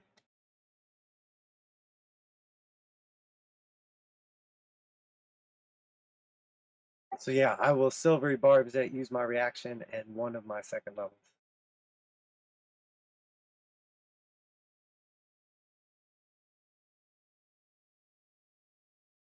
Three is not going to be enough.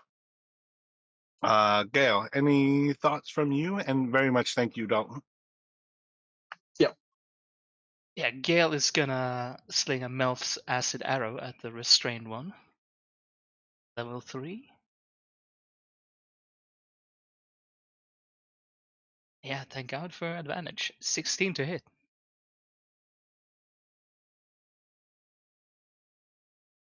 Still a solid hit. Checking how much damage this would be. 5d4.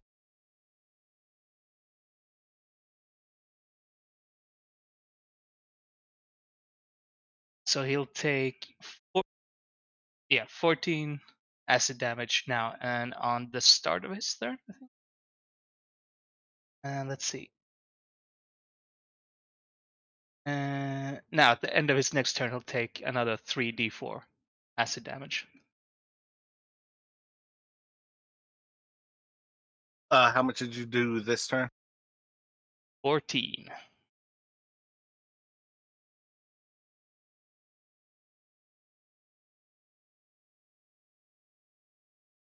And you said 3d4 at the end of his turn? Yep. Gotcha. Yeah, so you guys, that's the end of your turns here, though, right? You guys are all finished? I'm done. I can't do anything more. Yep, that's it for Dalton.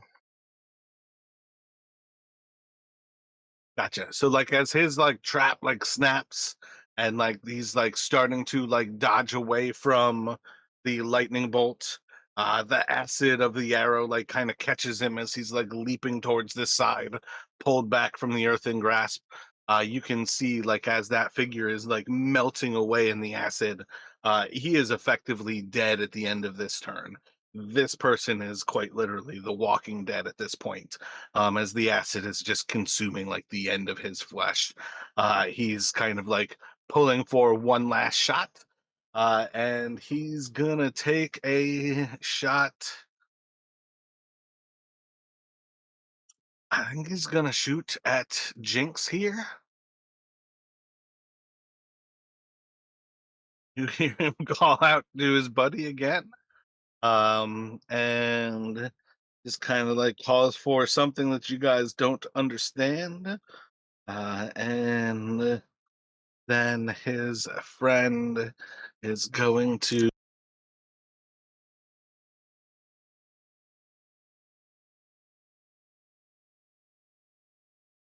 just taking a shot at a random person. Can In I the, cutting words his attack? Just whoever he's attacking. I think you can cutting words and see the roll first, so I don't think you have to like do it ahead of time, right? Cutting words as you Okay. see. Yeah, yeah. Yeah, after the roll, but before knowing the result. I mean, I assume he'd have to roll pretty low for me to have a chance to, if he's attacking a civilian. But Yeah, oh, I don't okay. think you need a cutting words at.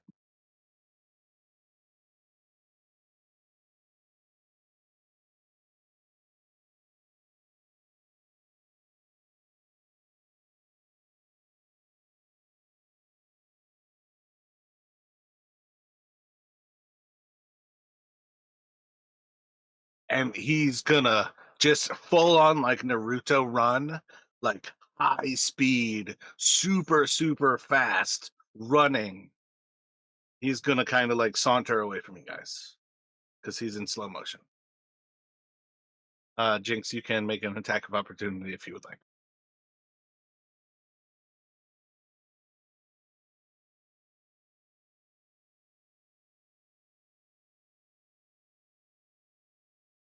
Otherwise, it's Oh, it's pretty bad. I think it's like 15. it's a hit.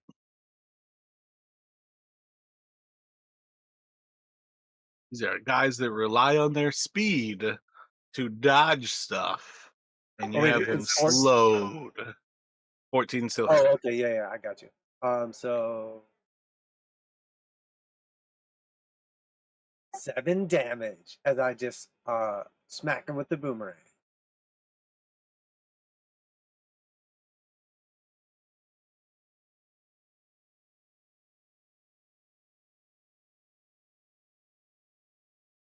And that will give him another saving throw as well.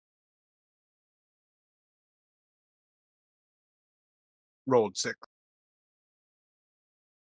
I think we're safe You, there. you guys will actually see as he starts to flee at this high speed, that there are actually guards coming from the guardhouse, coming into the square at this point. And they probably see as well as this guy is like burned down into a skeletal mass as the last of his flesh just kind of like melts away like rendered fat.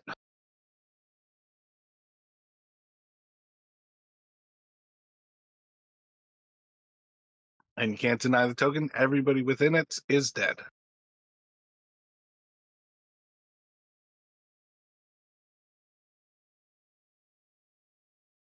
Oh well, if that guy's dead, I think I will move the earthen grasp and try to grasp the one trying to run away.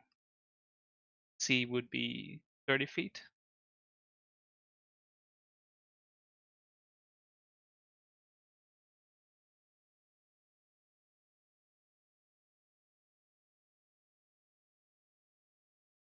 Oh no, it would be 30 feet from him, I guess.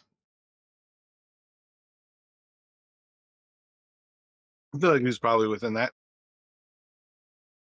Alright, then I'll have to make a DC 16 saving throw for strength.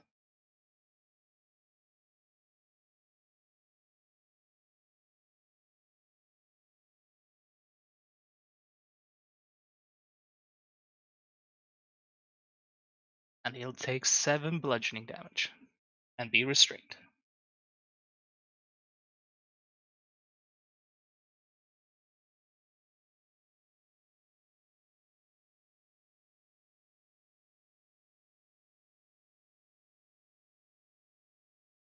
I think I will also call out to that. So try to keep him alive. Maybe we can give him to the guards for questioning or anything.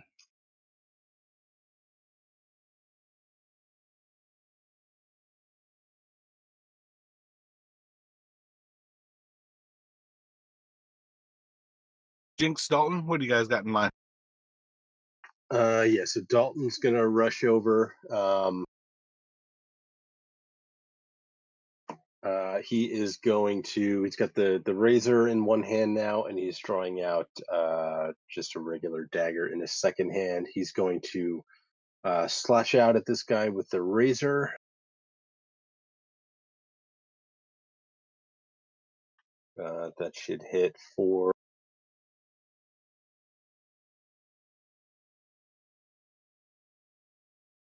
6. Or no, sorry, 6 plus 7.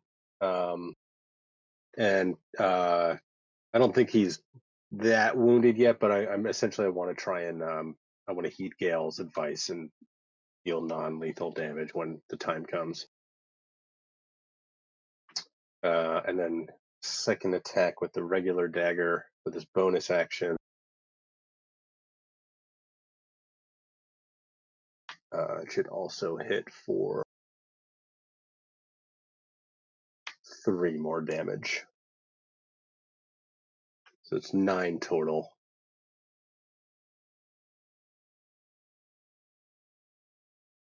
Anything from Jinx? Yeah. So,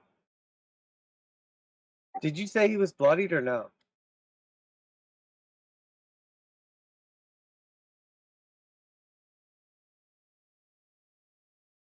I think you guys would have noticed he's bloodied by this point.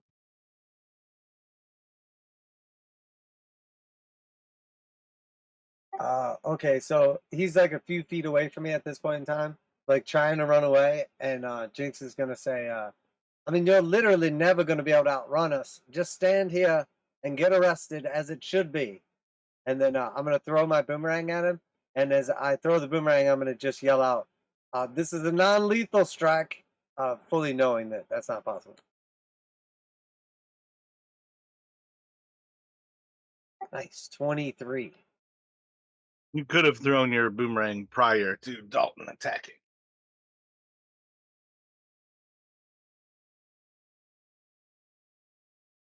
Oh wait, whoops! It was only supposed to be 1d4. So just take the 1 plus so 5 damage total.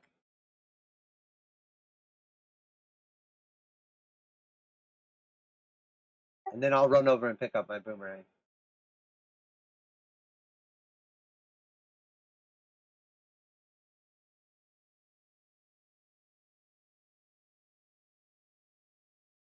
And I believe that would make a total of 4 saving throws he would get to break the enemy's bound, even if he's, looks like he's running away. But God damn it.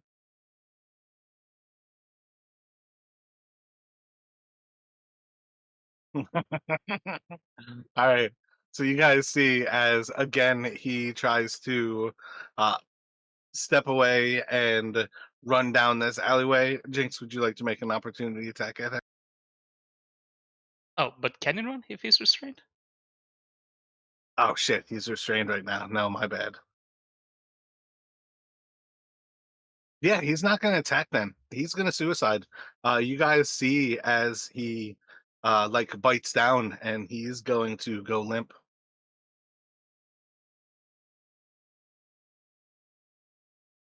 You guys got to do more to take an assassin than simply knocking them out.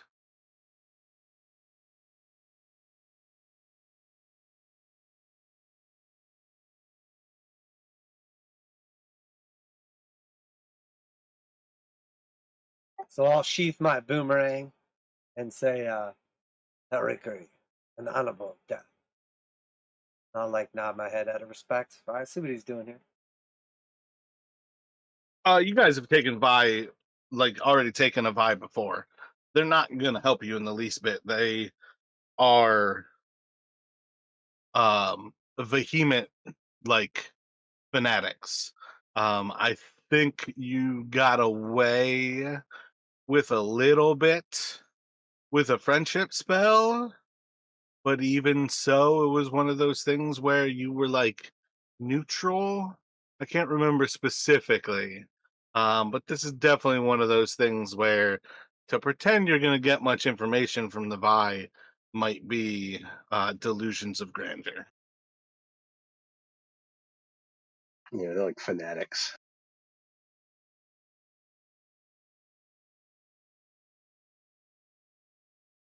So this is just one of those situations where recognizing that he can't run any further, this guy, like you just see as his jaw like tenses up, you hear like the snapping of bone, and in the instant that you hear that pop, his body just goes limp.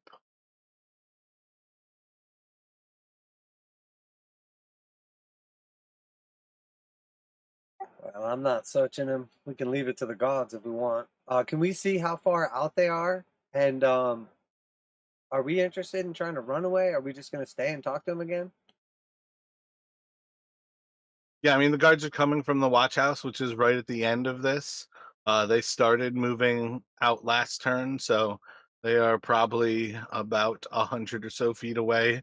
They have eyes on you guys at present. Yeah, I mean, I don't think we need to run away. We did nothing wrong. Yes, if they ask, that the man just went crazy, started shooting into the crowd. Yeah, it was shooting lightning bolts all over the place. I saw it. It was nuts. I think Gale, like, even with knowing with them having eyes on us, he's gonna try to like search the one he killed with acid, see if he can find like any, like, see if he can find like anything pointing to the vine, like secret messages, signet rings. Oh yeah, Oh, careful, Gail, careful. And I'm going to give you bardic inspiration. Never know what he's carrying. They got booby traps all over them. Roll an investigation.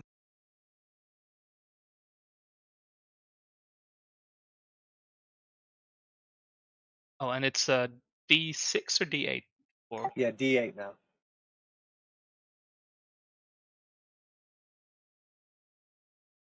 so yeah, that's 26 total.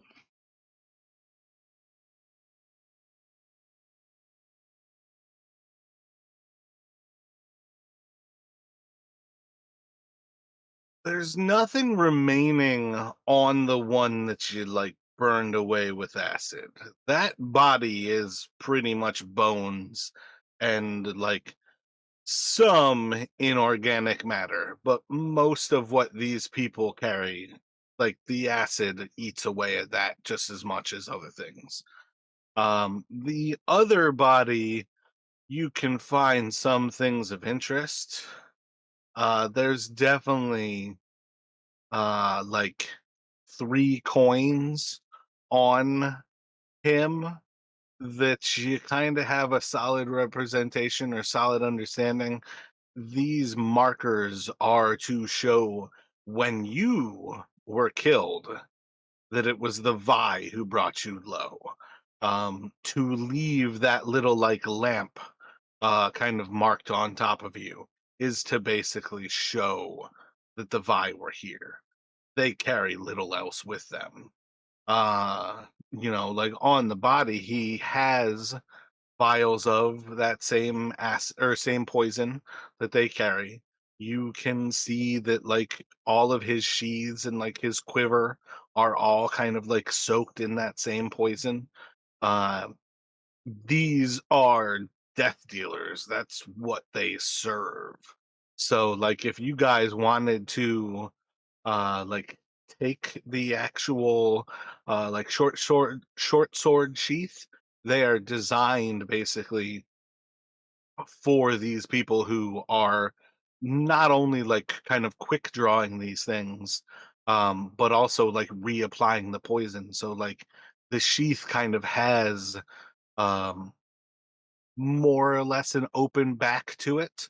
So you're like constantly drawing the short sword through it and almost like reapplying on an edge the poison. But otherwise, like when they sheathe their sword, they have almost like a cutaway kind of snap that can like allow it to keep a sword in there, effectively making it so like once they draw that blade, the blade's not held in place afterwards. You draw it to kill, and then you basically go home to fix your equipment, kind of thing. Um, and I think you'll find kind of the same idea with their quiver, where like the base of the quiver is filled with this poison, so their bolts like constantly sit in the poison, like ready applied. All of their gear is kind of like set up like that. And in the long run, it is also to notice like the poison kind of gets everywhere. These like this guy, you can see different parts of his like fingers are like eaten away, and almost necrotic, as if he's come in contact accidentally with the poison, too many times, kind of thing. Um, but like, there's not really information for you guys to find, other than what you've already known. Like, this is Vi assassins coming after you. The first time you met them, there was one. Second time you've met them, there were two. If two fail, you probably have a solid understanding. The next time you guys meet with Vi assassins, you might have three. And if you guys can live through that, the fourth time you meet with Vi assassins, you might have four. So I think probably about the only takeaway I'm going to give you with that 26 is to recognize you guys probably want to stop leaving the house without your sidekicks, unless you think you can take as many Vi assassins as you guys are.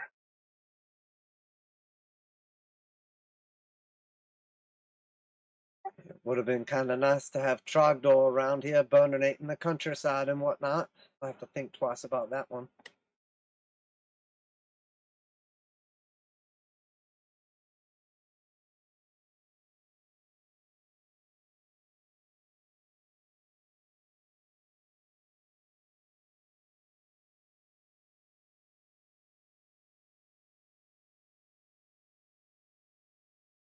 So while you are going through both the actual like corpse, like just the bone guy, and then the other one as well, while you're kind of going through things, those guards are going to cover this distance. They do like check on some of the other people. Most of what got killed and injured were people who were like in other places, like further down near like Potter's Inn. Two people were shot from like the first time when Dalton like first shot or first used enemies abound. And then there was somebody who was over near the statue, kind of like talking to Delvers, who like was shot through the neck. The two people who seem to have been burned alive over near Ghostly Minstrel, and then another person who was actually close to you all seems to have been shot on their way into Raster's weapons.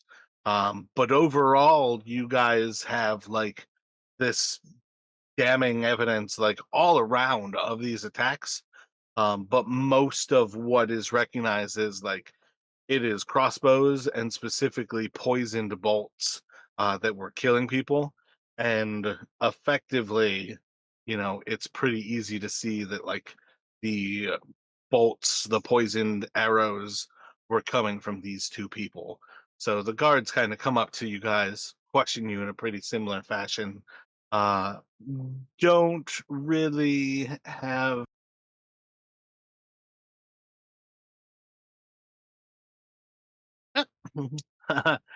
probably the only thing that they kind of hang up on as they're questioning you guys is they keep kind of getting back to the question of, we really don't think it's obviously your fault that people were getting killed. It seems pretty clear that these guys were shooting these crossbows, and maybe they were a little bit free with what they were trying to do with the crossbows, but it does really seem like two people here were burned in a way that these guys who were using mundane weapons probably were not doing. Anybody care to account for why these guys over here, and they point to like the two people like over by the ghostly minstrel, why these guys over here were burned? Nobody understands how that could have happened. Nobody.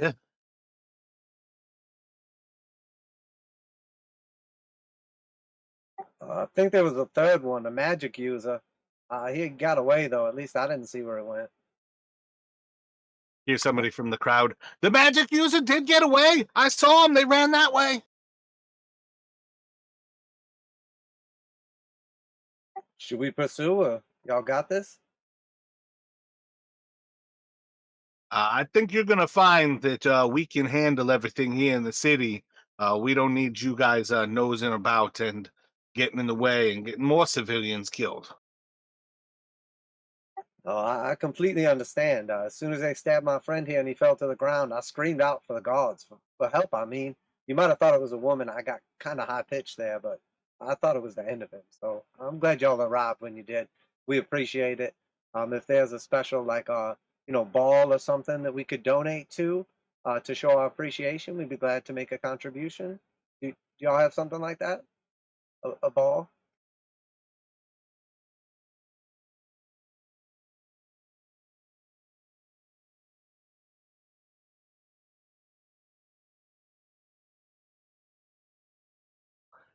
I actually am the head of the fundraiser committee, and you see as like the other guard like looks at him and like nudges him on the elbow, and he like looks back to that guard, kind of admonishes him a little bit. I am the head of the fundraising committee of the local ball. If you'd like to make a donation, I can. And like looks around for like something to write on. I can note you down as a donor. Oh, no, no need for that. I'd like to donate anonymously. And you'll see Jinx kind of like move some stuff around, and then he'll go into his like little leather fanny pack, and he'll pull out a nice fat sack with 20 gold in it, and I'll hand it over to him. He like shakes the sack, opens it up a little bit to look into. Excellent. A donation of 12 silver pieces. Isn't that wonderful of you? And then he puts it into his pocket. Jinx will shoot him the wink, and then just kind of start like moving back away from the situation.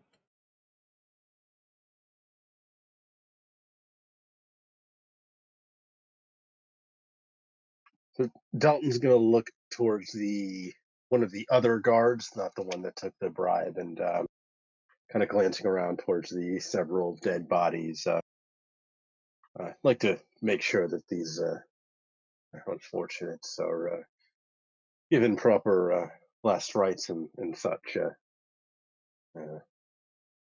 Wrong place, wrong time, and all that. So there's just two guards right now who are with you guys. The one who like was nudging the other guy on the elbow, he's just gonna kind of step forward to you and we don't really take any sort of funds for the burial of people. Everybody's taken into the necropolis and they're burned if the priests of Lothian don't have time to go over last rites that will keep them. And as he's like going over this, the other guy's gonna nudge you forward and don't worry about what he's thinking here. I'm actually the head of the committee of proper restation of those who are deceased, and I can take any monies that you were looking to make sure that these folks would be laid to rest properly. How much were you looking to donate to the fund? I can vouch for him. He's good people. So Dalton's gonna kind of like open his mouth almost to be like to demur, but then think, I don't want to get on the wrong side of this guard. But he is gonna be like, I'm afraid I can't be, can't afford to be as generous as my friend here. I'm not that well off, but he will hand over. Most Delvers can afford 12 silver pieces, and it's going to wink at Oh, I'm sure I can afford that, and he will take out his pouch and he will very like obviously out in the open count out 12 actual silver pieces, like aloud, like one silver, two, and then he'll hand them over, and there you are. you. He's going to stare you down as he also counts out the 12 silver pieces. I was pretty sure that you had mistaken your count of these 12 silver pieces, but apparently we are correct in that you have donated 12 silver pieces. So basically, he's gonna like give you some shit and intimidate you for being pretty steady on the fact that like this is a corrupt little copper.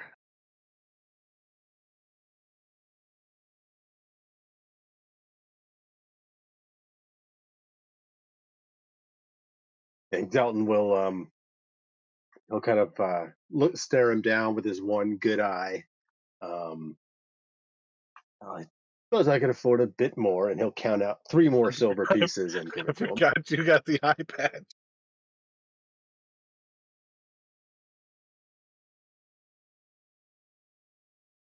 So he'll add 3 more silver pieces to his total, and I'm afraid that's all I can spare.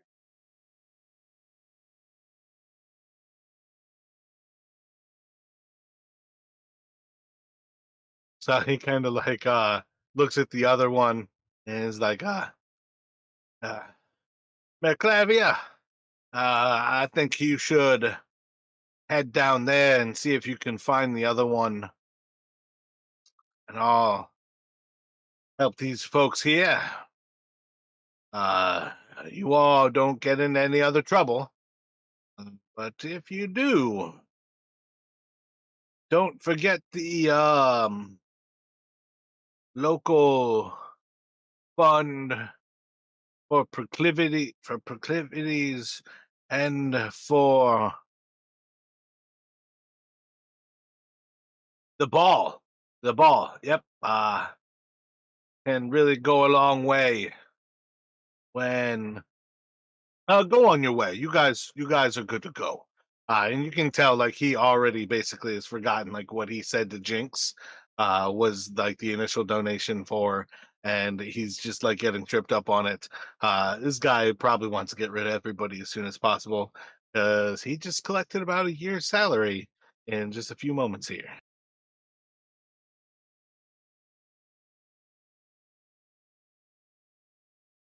So you're obviously a busy man. We don't want to keep you. Do our best to stay out of trouble.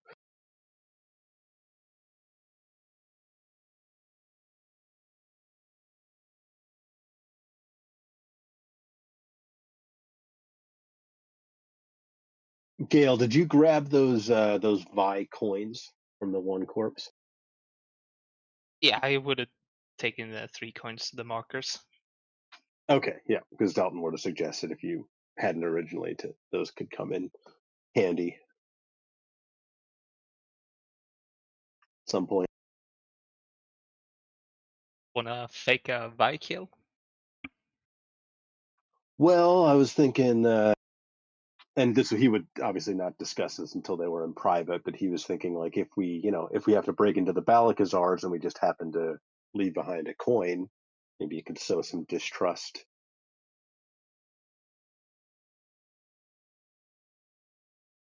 Oh shit, Dalton playing 3D chess.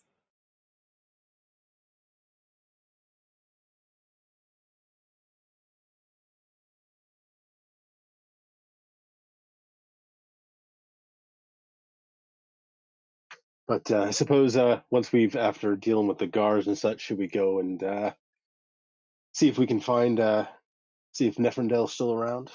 Hopefully without getting ambushed again. Dalton, let me get a intelligence history from you.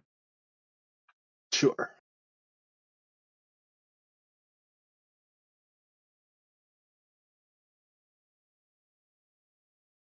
It'll be a 14. I think that's sufficient enough that, like, while you were going through, I don't know, maybe when you were with like Erica Sue earlier today, or just at some point, like recently in your research, um, you can understand like the Vi are not a Balakazar organization. They are not a House of Ladoon organization. The Vi are a guild of assassins. All they do is kill for money. They just are often very closely related to those two families of nobles in that they work for them. Sometimes those houses are like aiding them with both people or with slaves. You know what I mean? Like, for the Balakazars to find one of these might be intriguing, but it's not going to be the type of thing where like it's unheard of. Often for nobles, just like getting put in jail, nobles just throw money at a problem. If somebody puts a bounty of 20,000 gold pieces on a noble, they'll often go to the Vi and offer 25,000 to remove that bounty and put one on the person who put it on them. So like that's how the nobles play it, like a game of chess kind of thing, where it's not necessarily like a death sentence for a noble to have the Vi coming after them. Often it's simply, I just have to pay the Vi more. Gotcha. Okay. Yeah. But still, like, they could come in handy if we ever needed to throw off suspicion if we get any other people killed. And with that as well, it is the potential that if you guys were to put yourselves in contact with the Vi, you might be able to find out how much somebody paid for your death and find that you wanted to pay more for theirs.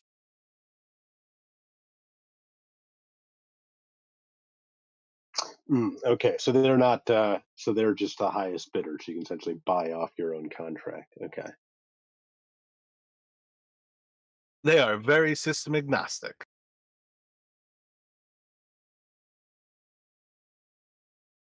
So, like, let's say, so if I mean, I don't know if we know. So somebody says pays 2,000 gold to kill us, and we're like, well, what if we just pay you 2,000 gold to go away, or 2,500 gold or something to go away? I think that's where you would understand, like, it is almost always a higher bid to kill somebody else. Like, they will kill somebody, and it has to be for more money. So if you say somebody paid 2,000 to kill me, I'd like to pay you 2,000 not to kill anybody.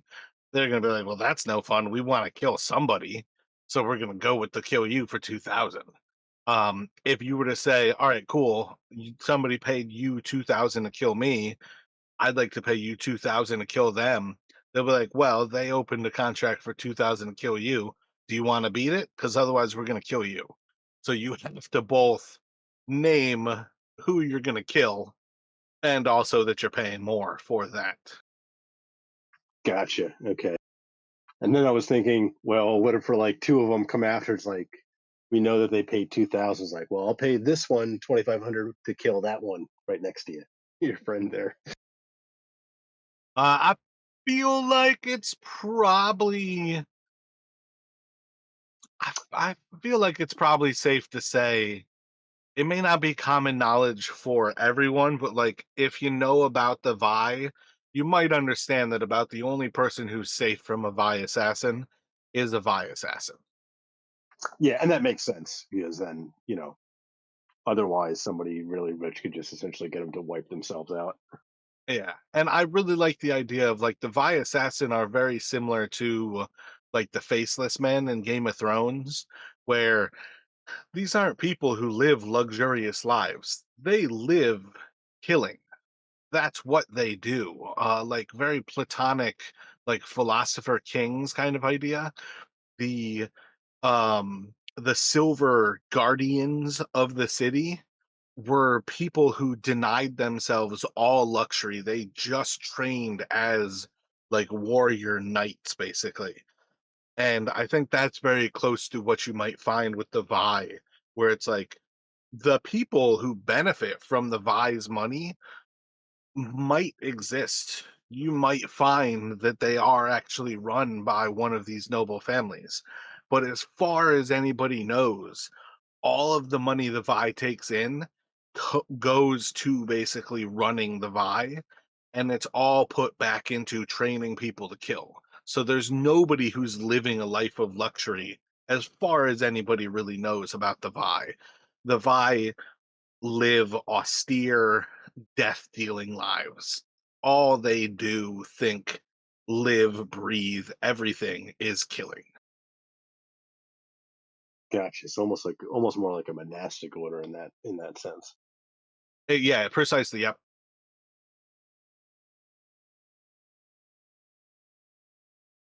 Oh, cool. And that's part Also, of where it is very common knowledge in the city, like where people know and understand that there is an assassins guild. The conversation kind of follows with like, uh, it's the job of these assassins to kill one person a day. Now, most people don't recognize that there's enough Vi that if they actively killed one person a day, that the city would be extinct by now. Um, that's just kind of a common fact. But most people, when they do know about the Assassin's Guild, they think about that kind of fact. Like it's just almost like an old wives' tale. That's how you explain people who die. You don't like die in your sleep. Like the Vi came and killed you. Little Tommy from down the street went missing. Clearly somebody paid to kill him and like the Vi took him. It's just all little things like that where people just like try to rationalize death with obviously it's the Vi. yeah, that's what I would imagine. Like essentially any death that's can't immediately be explained is yeah. It's like the Vi was the Vi.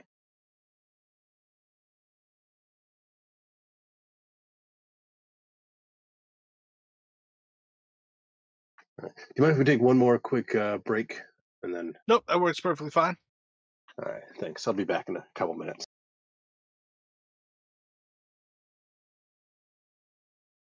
Okay, I'm back. Yeah, welcome back.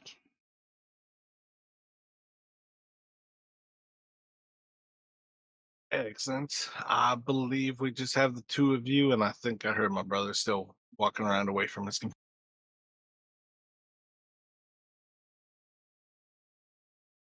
Yeah, so Dalton does definitely feel a little bit bad about indirectly causing a few deaths.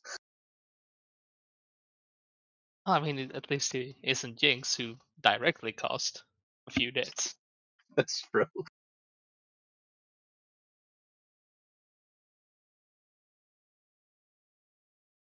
But I knew it was much more likely than not that by doing that, it was gonna.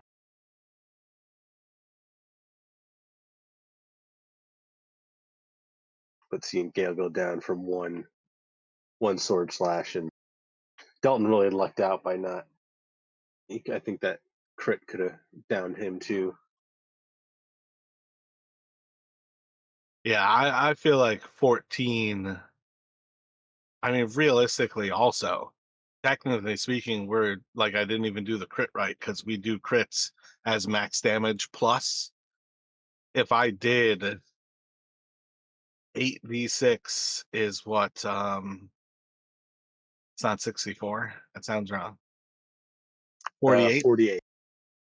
48, 51, 51 plus 8d6 damage.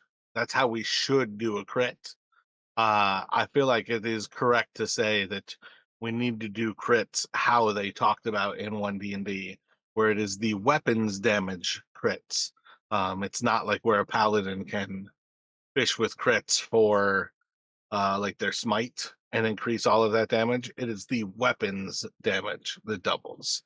Because yeah, I think 51 plus the dice would have been insane. Yeah, that could have been an auto kill, even though I did roll a little bit better for my hit points for this session. But yeah. Wait, it would have been 51 plus whatever you said, 12d6? Well, that's why I said I also did it wrong because we've been doing crits as max damage plus the damage dice. So it should have been 51 damage, 8d6 maxed plus 3 plus a potential 48 more. That's what it should have been. But again, like that's part of saying like I feel like I like the 1D&D style of it is damage from the weapon that is doubled. So it should have been 9 plus 8d6 is the damage. But I think I rolled a 6 anyways. I think I rolled a 3 and a 6 for the damage um from the sword. But it's just one of those things where I like recognize in hindsight I was like, "Oh shit. I'm pretty sure I did that weapons damage wrong." Or the crit rather. But yeah, I So wait, just what was the change in 1D&D? Is that only to monsters damage, or is that for like paladins and stuff too? no, part of what I was saying is it goes with paladins as well. It is meant to say one, it's weapons damage, so spells don't crit. Like you can cast firebolt, but you're not fishing for a crit. It basically removes crits from people who don't use a weapon. And I think initially they were also going to do no more monster crits, but I think they backed away from that because that makes no sense to me. Yeah, I definitely think they backed away from that idea. But again, as far as Wizards of the Coast goes, they do not want like DMs to kill people. Their game is meant for you guys to survive indefinitely. I think that removes all of the fun of victory to know that you're not meant to be hurt. But yeah, their style definitely was to remove monster crits. But I think on some way it makes rogues and paladins suffer the most because they're the real big crit fishers. But in the long run, I mean, I don't think just because you can't crit fish for your smite doesn't make paladins and rogues still two of the biggest damage dealers. Because when you need to do damage, paladins can do it. When you need to do big damage, that's what rogues do. Like they're very swingy classes. That's what they're meant to be.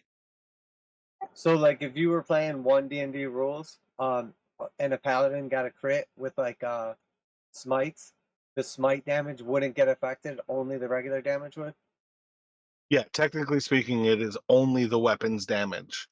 And I stopped following 1D&D updates, so I don't know specifically how they've gone with that, if they've kind of backed away to try other things. I personally just prefer that because I feel like that's what makes sense.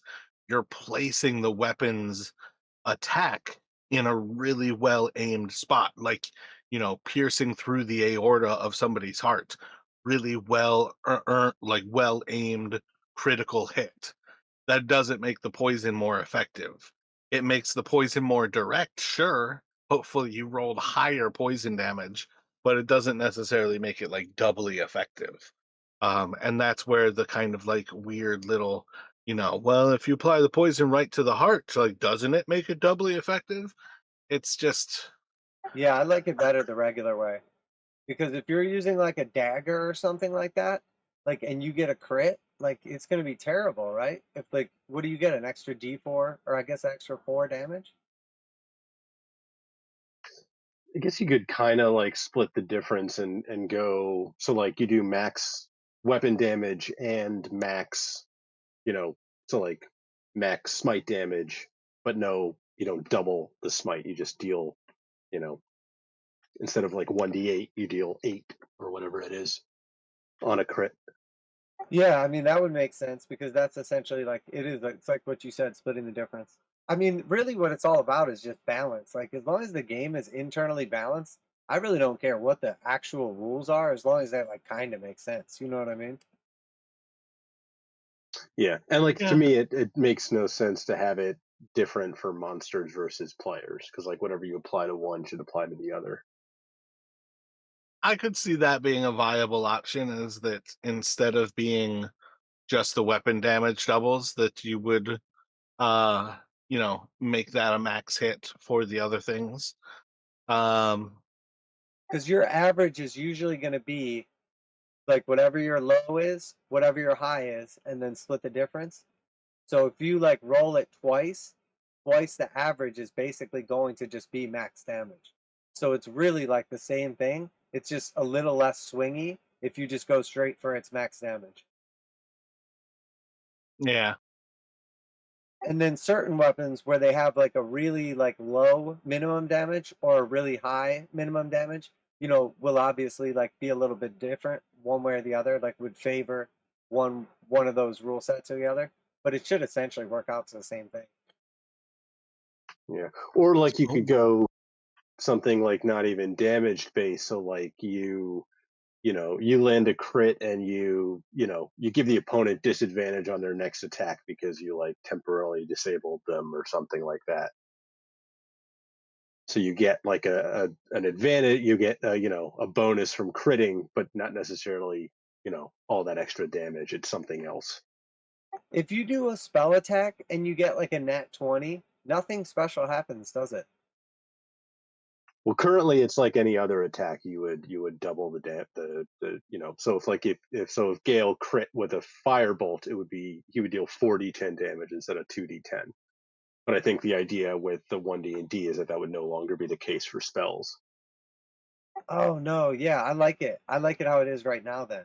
Because otherwise I like that there's an incentive to use like an attack roll and then also to use like the saving throws.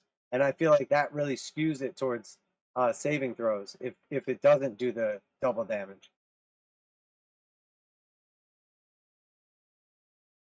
yeah, I mean, except for that you almost never want to use saving throws against a boss. Any level of boss almost always has the advantage when you're talking about saving throws. Oh, because they potentially have like monstrous actions and stuff or saves or whatever. Well, they just tend to have stupid high stats.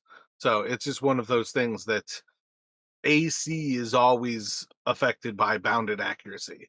+8 versus AC often is much more effective than +8 versus a saving throw.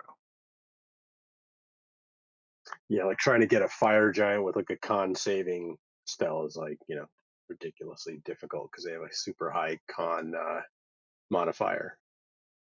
Right, like naturally, like certain monsters would be like more resilient or more susceptible. Yeah, I think that's the crazy thing is, I think when you really start messing with stuff, like away from the initial system, is when you start, potentially upsetting the like, balance with like unintended consequences.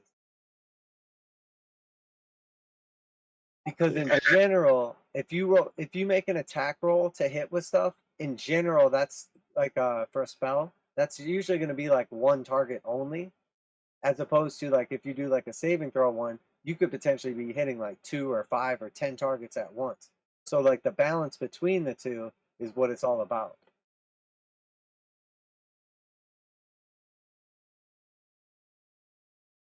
What were you gonna go and say a moment ago here, Gal? I just feel like for like spells and things like that, like they still have pretty high like damage, even if they can't crit, and like firebolt and things like that. They scale with level pretty good. Yeah, I think a lot of people misunderstand how powerful cantrips are as they scale. Because a lot of people hate on cantrips like on a regular basis, and like fighters get extra attacks in the long run, gives them a chance to scale.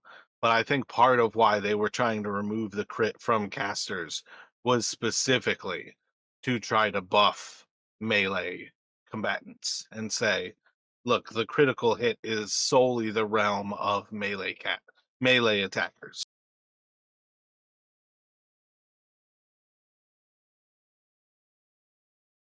Wait, And so that's why it so made sense to me. so it's just melee attacks though? It's not like bows and arrows and things like that. Just weapon attacks. My bad. It would still include like arrow users. Okay. but not It was throwing. specifically to level the ground because casters tend to manipulate the game so much more. And it still comes down to the same thing. Like in the long run, like most melee folk drop off in effectiveness in the high level game. Um, you know, a a fighter attacking 7 times is great. It's fucking sweet. But in the long run, when you compare that to a wizard bringing down meteors from above and smashing down into a like 1 mile square radius, it's just not quite the same.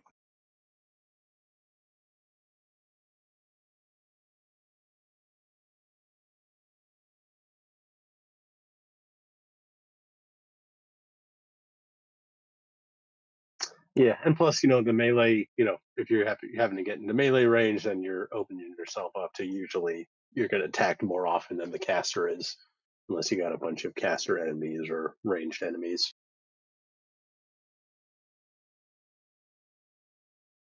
Yeah, I feel like that's how video games are. Like in the middle and like coming up, like tanks and like melee fighters are like really good as you're like building up, and then like once you get to high levels, like it's all about the casters, and like the tank like doesn't even matter anymore.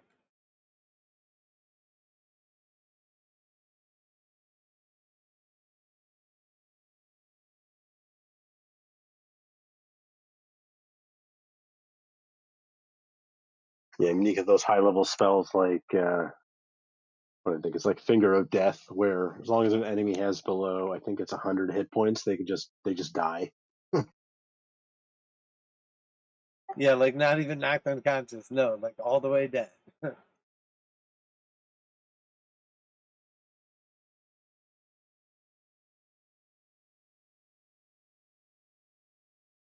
Like, wait, you can do that once a day?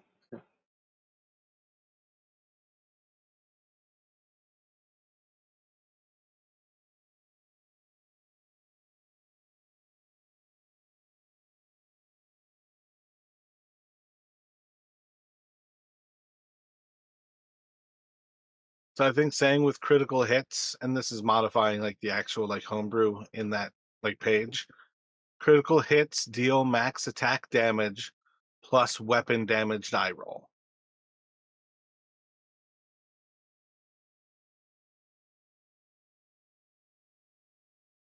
Yeah, and I like that because nothing's worse than getting a crit and then just rolling super low on your, both die, and it's you know, like theoretically you could have like a dagger crit deal like 3 damage or something. Yeah. So I think that kind of solves the problem. I don't think telling paladins that you can't be like the ultimate critical hitter is going to break the game. I think paladins are plenty overpowered as they are, as far as things go. So, and the same idea with rogues, like telling them like, oh yeah, you can't just critical hit with your sneak attack. Like, I don't know. I don't feel like that's going to break the game to say it's maximum attack damage plus your weapon doubles. But that does give it when you use your sneak attack. That sneak attack damage is maximum. And it does give it when you use your smite, that smite damage is maximum. So that alone, like you're still getting a pretty good bump up, like with a smite or sneak attack for a crit. Yeah, you remove the variance and you get the maximum you possibly could have gotten instead of potentially rolling, you know, twice maxed. Yeah, so like you've got a lower max damage, but your average damage on the crit is going to be better probably over the long run with the new way, or at least not much of a difference either way. On average over time.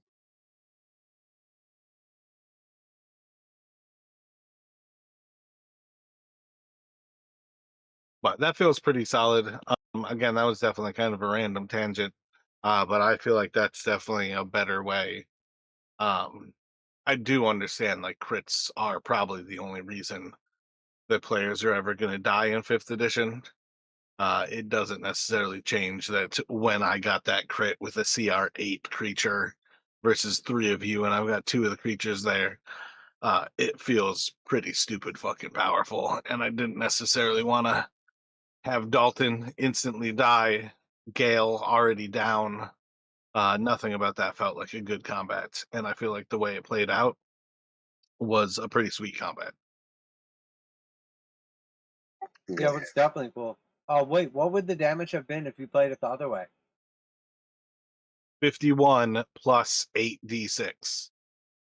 And I think I rolled low. I think I rolled 22 and he took 25 total. So it would have been 54 Like 76. 76 damage? How many hit points do you have today, Dalton?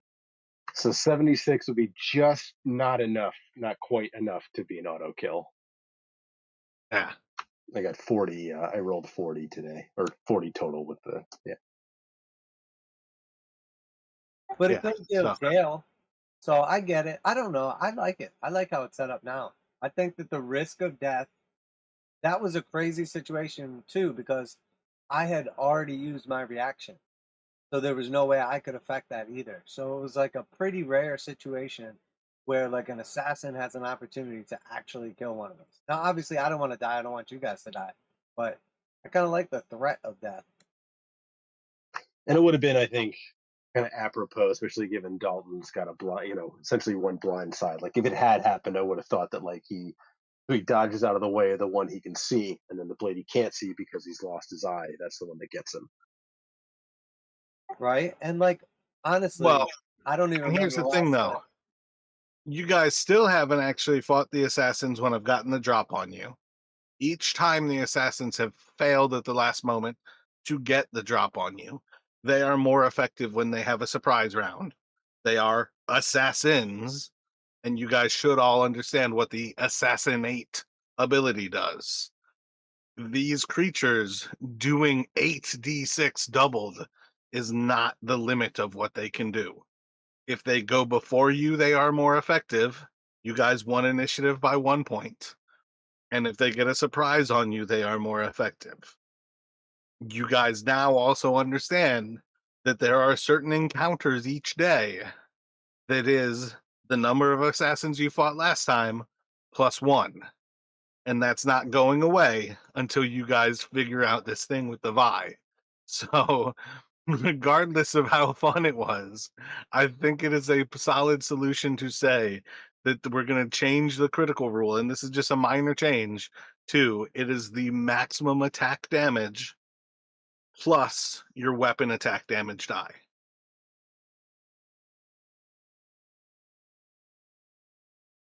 Yeah, I'm good with that. And yeah, that definitely, I think we definitely want to makes it pretty imperative we deal with this Vi situation and make sure we never again step out without our sidekicks. Because they're only going to get more effective. And at some point, I will have a surprise round on you with them. And when they surprise you, they are going to deal much more damage than they do.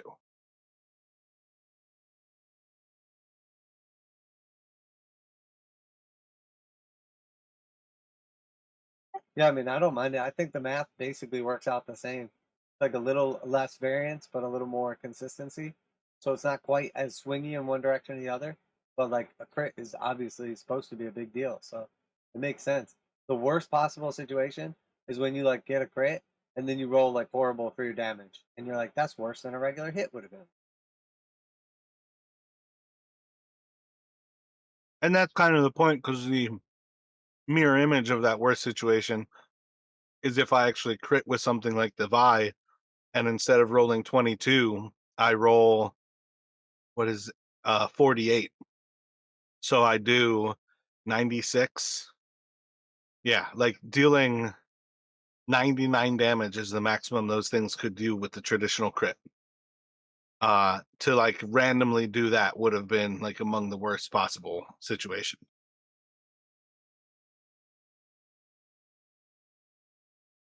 Anyone does 100 damage, we're immediately going to take a break. Ever.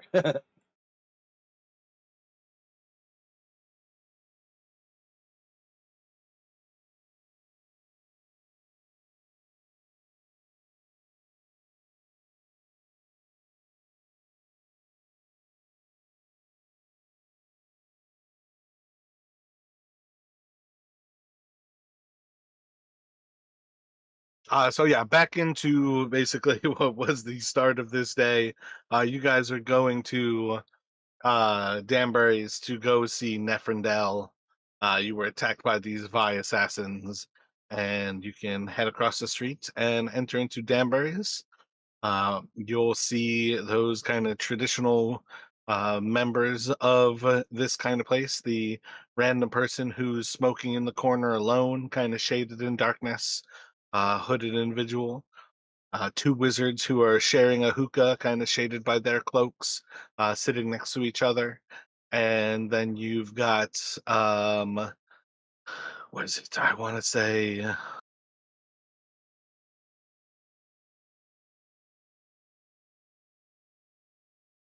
Tabor. No, Oren is the barkeep.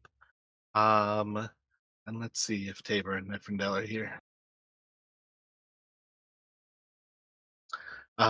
Tabor and Nefrindel are in here as well. So you guys can kind of walk in, and Nefi, Tabor, and Orin are all kind of sitting around chatting with each other at the bar.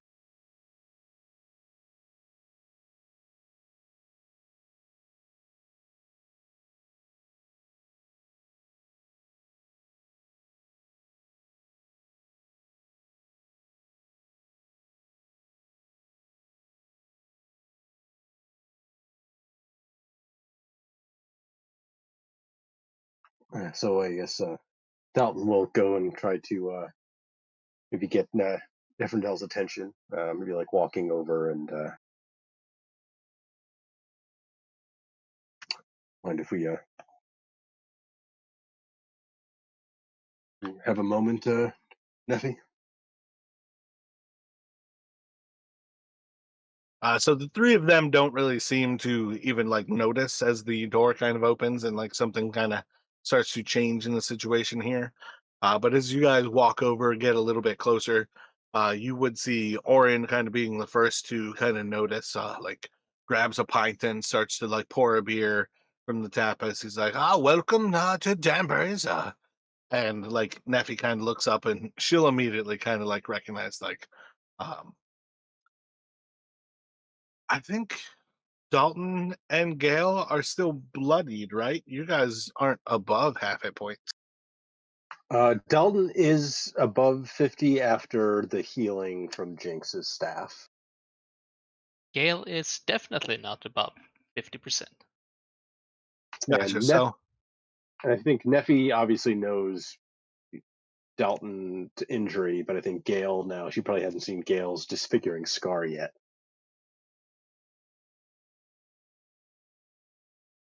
So she kind of like looks up as Orin starts to pour the beer to kind of like say a welcome, and immediately is kind of like overtaken by like a little bit of a concern. And she's like, "You guys look horrible. What are you doing? What is going on?"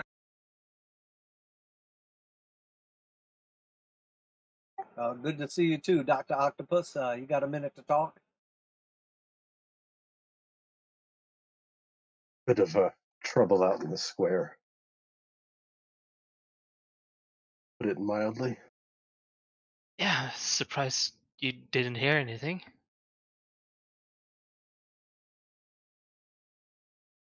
Um, we keep things in here kind of private. Uh, Kind of makes it hard to hear anything that's happening out there. And you guys would vaguely have like a sense of this, but even after she kind of brings it up, Gail would kind of recognize a little bit more. Um, there's definitely some sort of magic at work here that keeps this place relatively quiet. There's not really a way to hear what's happening outside. There's inside and there's outside. It's almost as if these spaces are not immediately adjacent to each other. But bad as we look, you should see the other guys, especially that one Gale left in a pile.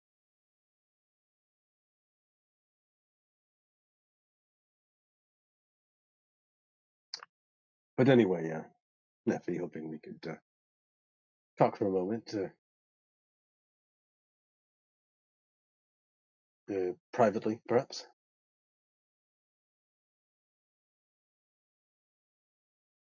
Of course. Let's go sit over here, and she'll kind of like point to one of the areas kind of furthest away from the other kind of individuals who are more or less always here, and you guys can just head towards a couple of like high tops and sit down at like a six top. Uh, kind of she'll follow you guys over there after pointing there and bring over 4 pints of ale.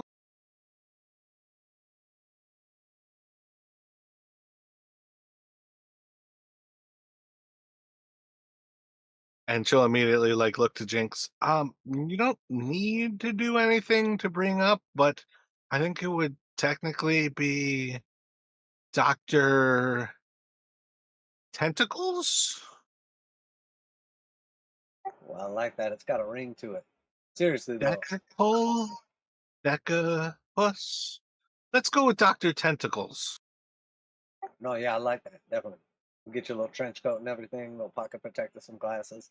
But seriously, two vile assassins just try to kill us in broad daylight. Took Gale almost out. Probably, honestly, almost took all of us out.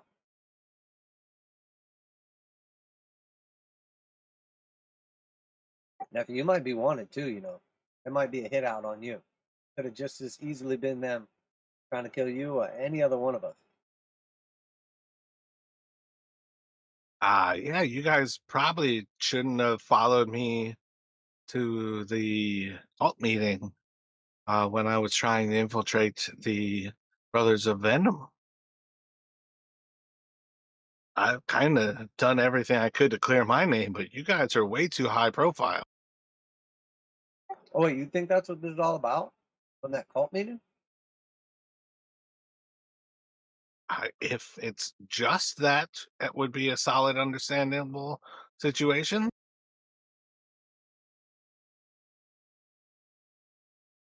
You Oh, well, helped all the different positive organizations of this city as if you're fighting on the side of light, and then you try to infiltrate a cult? oh yeah, I'm putting two and two together now. Okay, that makes sense. That makes a lot of sense. I don't know if you guys were onto this already, but the pieces are really starting to come together. I'm thinking we could kill two birds with one stone then. Okay? Because if cult's the problem, and Jinx is gonna like flash Nappy the ring. That's exactly what we need to get to the bottom of.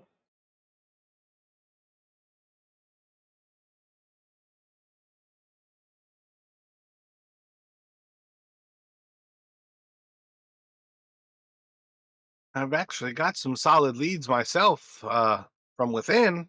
You know, when you're not obviously an infiltrator, you can actually hear stuff without killing people, and you don't have to fight for your life in the middle of a city square. But, you know, that's just for if you're somebody who's smarter than the rest and you actually like infiltrate cults instead of just trying to fight them. Sadly, subtlety and tact are not exactly our strong suits.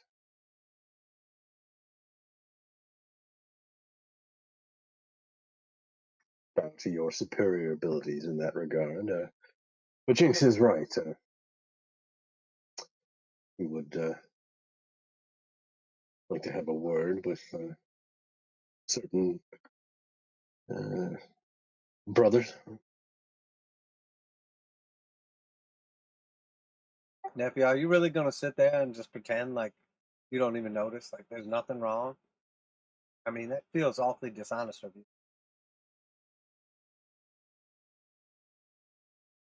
Wait, what do you mean nothing's wrong? What do you mean?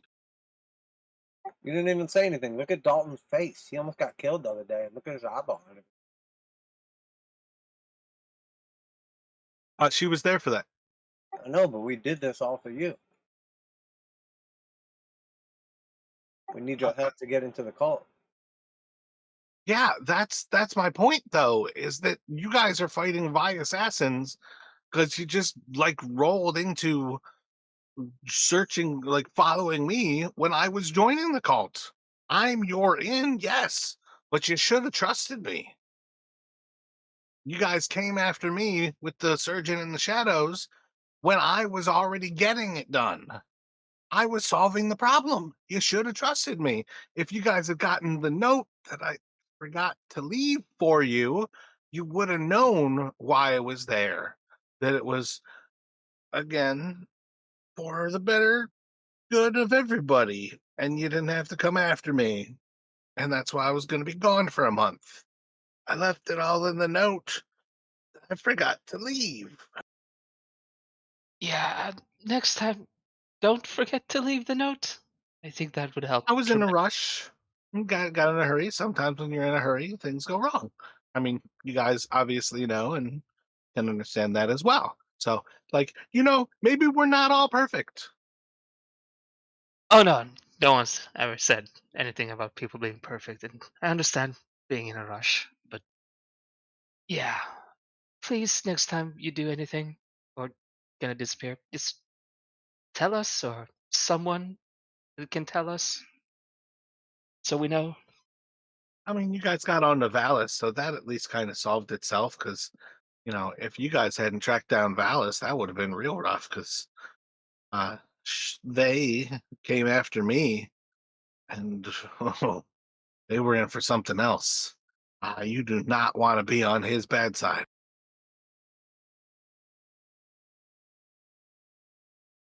I mean, nephew, can't you like put us in contact with your people or whatever? Give us what you know. Let us take the lead on this one. I understand, we've had differences in the past, but you got like a full-time job and everything. Like we're Delvers. This is all we do. So I mean, we could probably infiltrate the cult, stop these crazy like psyop attack or whatever. This is where I get my information from. That's why I'm here. This is an information hotspot. I mean, I know right now nobody's here. We've got a crazy wizard and the dreaming apothecary's representative, but like this is where people come. If I'm not here most nights, I'm not learning things. And often I don't have time to react afterwards. Um, you know, if we had a way to pass messages between ourselves a little more secretively, great. But right now, that doesn't really exist.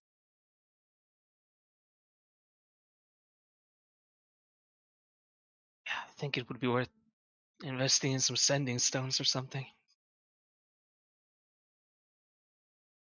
Oh yeah, that's actually a really good idea. I always just figured this was like some BS day job. I didn't even understand why you still worked it. I mean, making the money we do as Delvers. That's actually it's actually not a bad idea. I'm with you, nephew. She like kind of like smiles to you and like flexes her arms a little bit. Some people also spend all the money that they've made delving, so they also need a little bit of other scratches.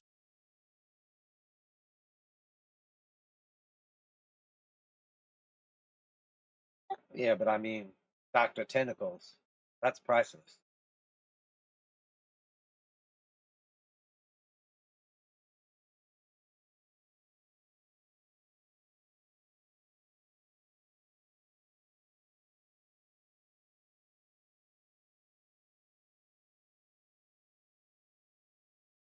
So look, I got some good information, and it's something that we're gonna have to act on pretty soon here. Um, you know, we can make a decision how exactly we go about it, but you know, get off work in a little bit. Maybe we'll go over and check out this little spot.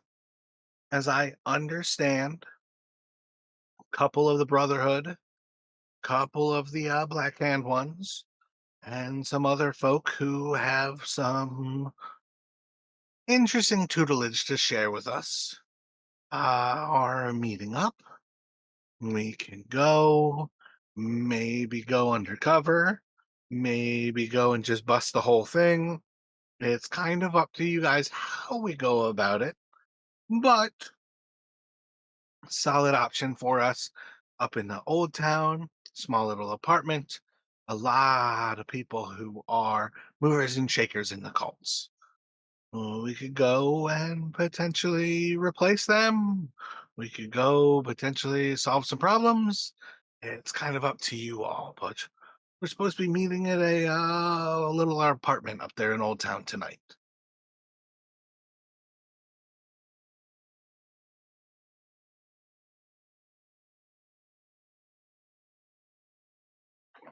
Given what we've just dealt with, perhaps going into sky incognito might not be a bad idea.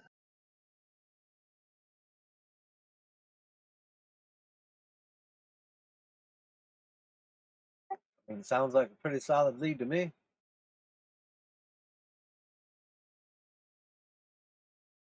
So, you were thinking that disguise or going incognito is a bad idea? No, no, a good one.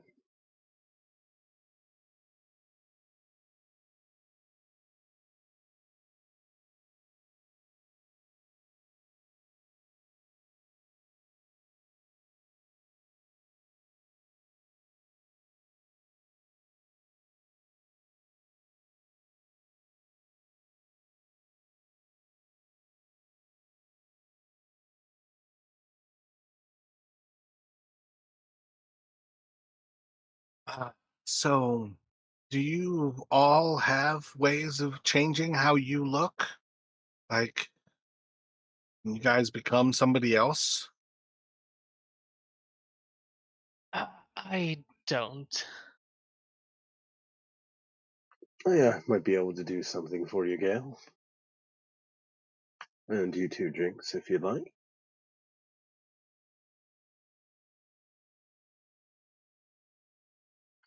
Might not stand up to the closest scrutiny, but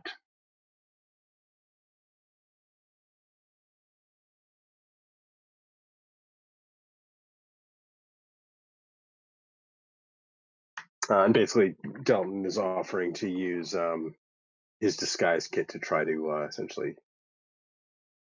make some kind of cosmetic changes, changed hair color, maybe, like putty and stuff to like change up your facial structure, things like that.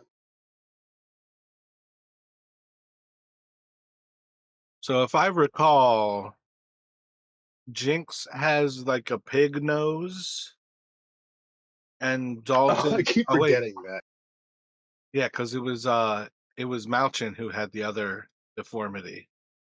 So yeah, I think Jinx has a pig nose. No, no, I have scars all over. Yeah, I think Malchin was the one with the pig nose. I may not be able to do anything for that then.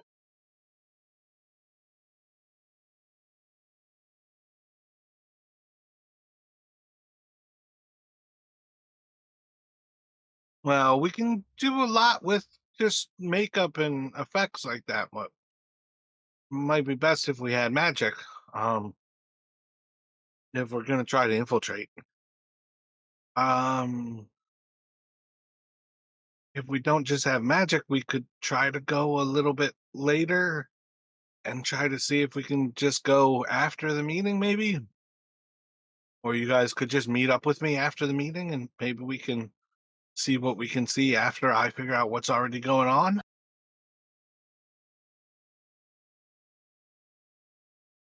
Yeah, I've got magic I could take care of myself, but unfortunately, wouldn't be able to do anything for the others.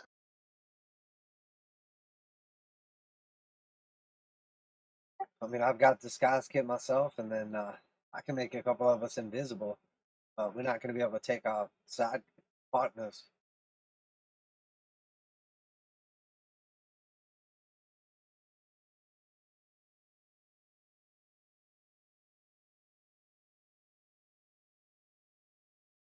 Partners is right.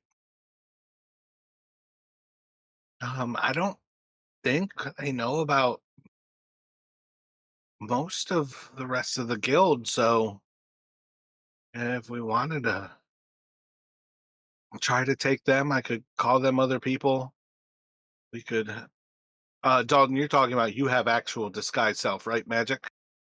Yep, but that's only I can only use that on myself.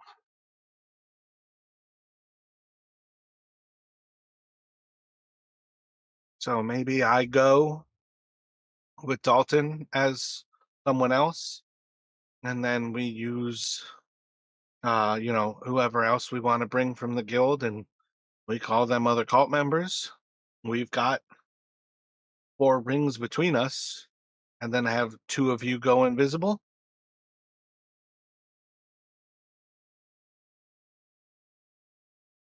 Oh, you know what? I can actually make 3 of us invisible now that I think about it.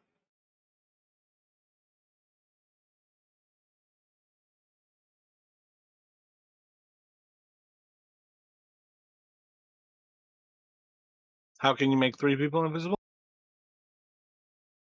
It gets like extra targets as the spell level goes up.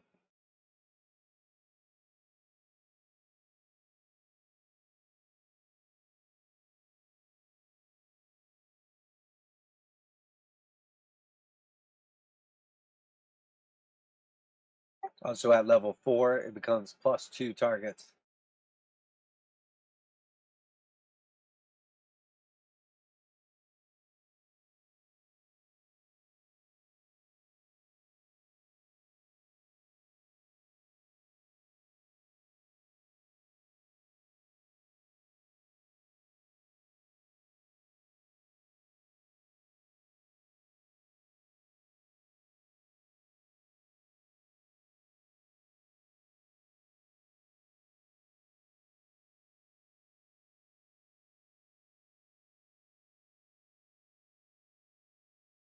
Well, I mean, I can kind of get away with saying 2 people are Scaris Null and Jamil Rashama.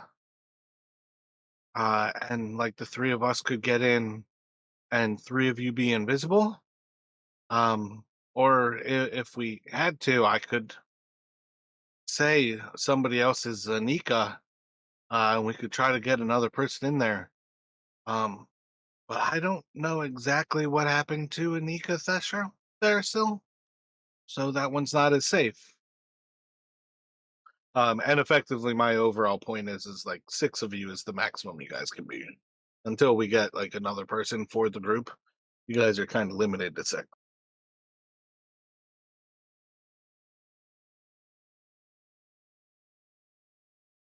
I don't think they know Karina, so you might be able to. I can disguise myself, and obviously you, Neferndil, are already known, and then Jinx, if you and Gale and uh, one more to make yourself invisible and either come in or um,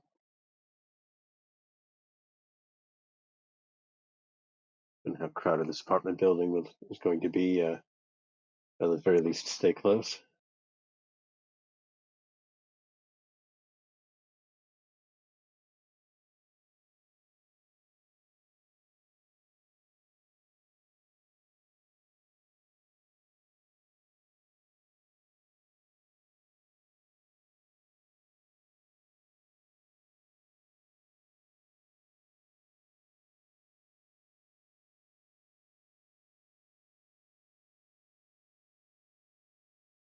Yeah, I mean, sounds pretty good to me, right?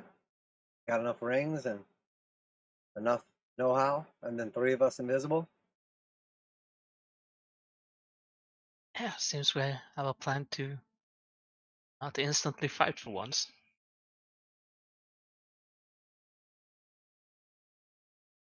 Who was the other one from the guild that you wanted to bring? Karina would be Jamil Roshama, and then maybe we could have a guy be Scaris Null. Who do you think?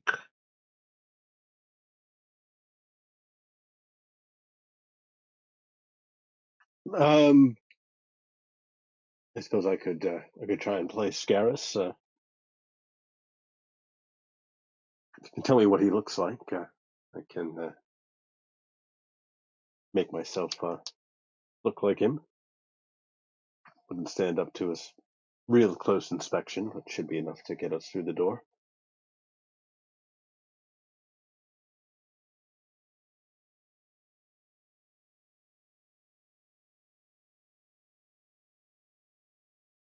Gotcha. And then we would do 3 more of you as invisible, and that would be uh Jinx, Gale, and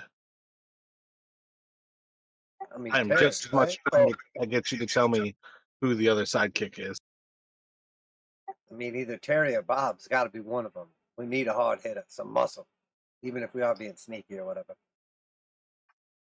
I would say we want to err on somebody who's not going to give it away. You can make someone wearing plate armor invisible, but Terry still has a tendency to clank a lot. Yeah, I was thinking someone like Tom, maybe. Yeah, technically Bob would be allowed as Tom or Seamus.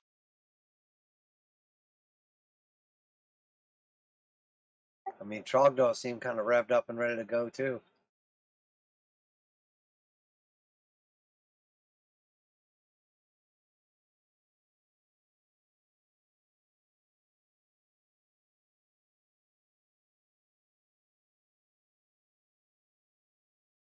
So who are we taking?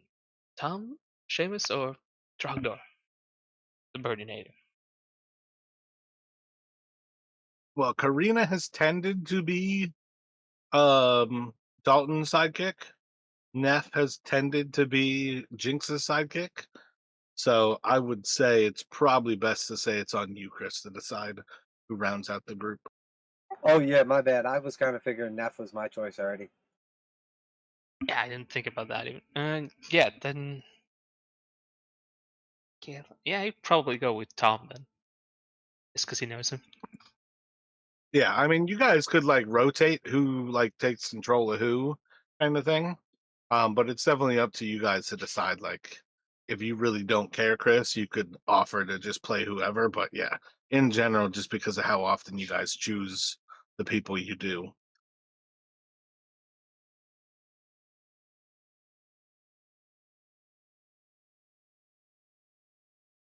Yeah, I mean, you'd go with Tom.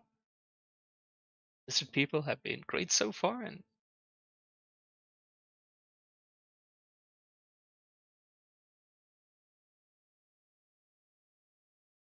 All right, so next session, we'll pick up. This will be another kind of continued episode, just because of how things played out here. And it's 7 o'clock. I assume we're not going to play late here. But we've got basically infiltrate the cult apartment with Karina going as Jamil Roshana, Dalton as Scaris Knoll, and Gail, Jinx, and Tom will be invisible. With Neferndel being your like kind of like effectively like head of the Brotherhood of Venom on this little thing. Yeah, that sounds good to me. I'm looking to see how, with our luck, it'll be about 10 seconds before everything hits the fan, but at least we're trying at least this time to be a little more, include a little more subterfuge. So, I looking mean, forward to. again, to bring up that Chris brought up Neferndel as a person to talk to 3 times before you guys actually went after like the cults directly. One of the things that I found hilarious about tracking her was that when you guys did finally decide to like go and see what was up, you didn't even think to talk to her first. You just went right to let's follow her and not tell her what was up. So it was definitely one of those things where like there's a weird level of distrust that kind of sits there, and I was just like, you guys need to either cut these people off or start to trust them.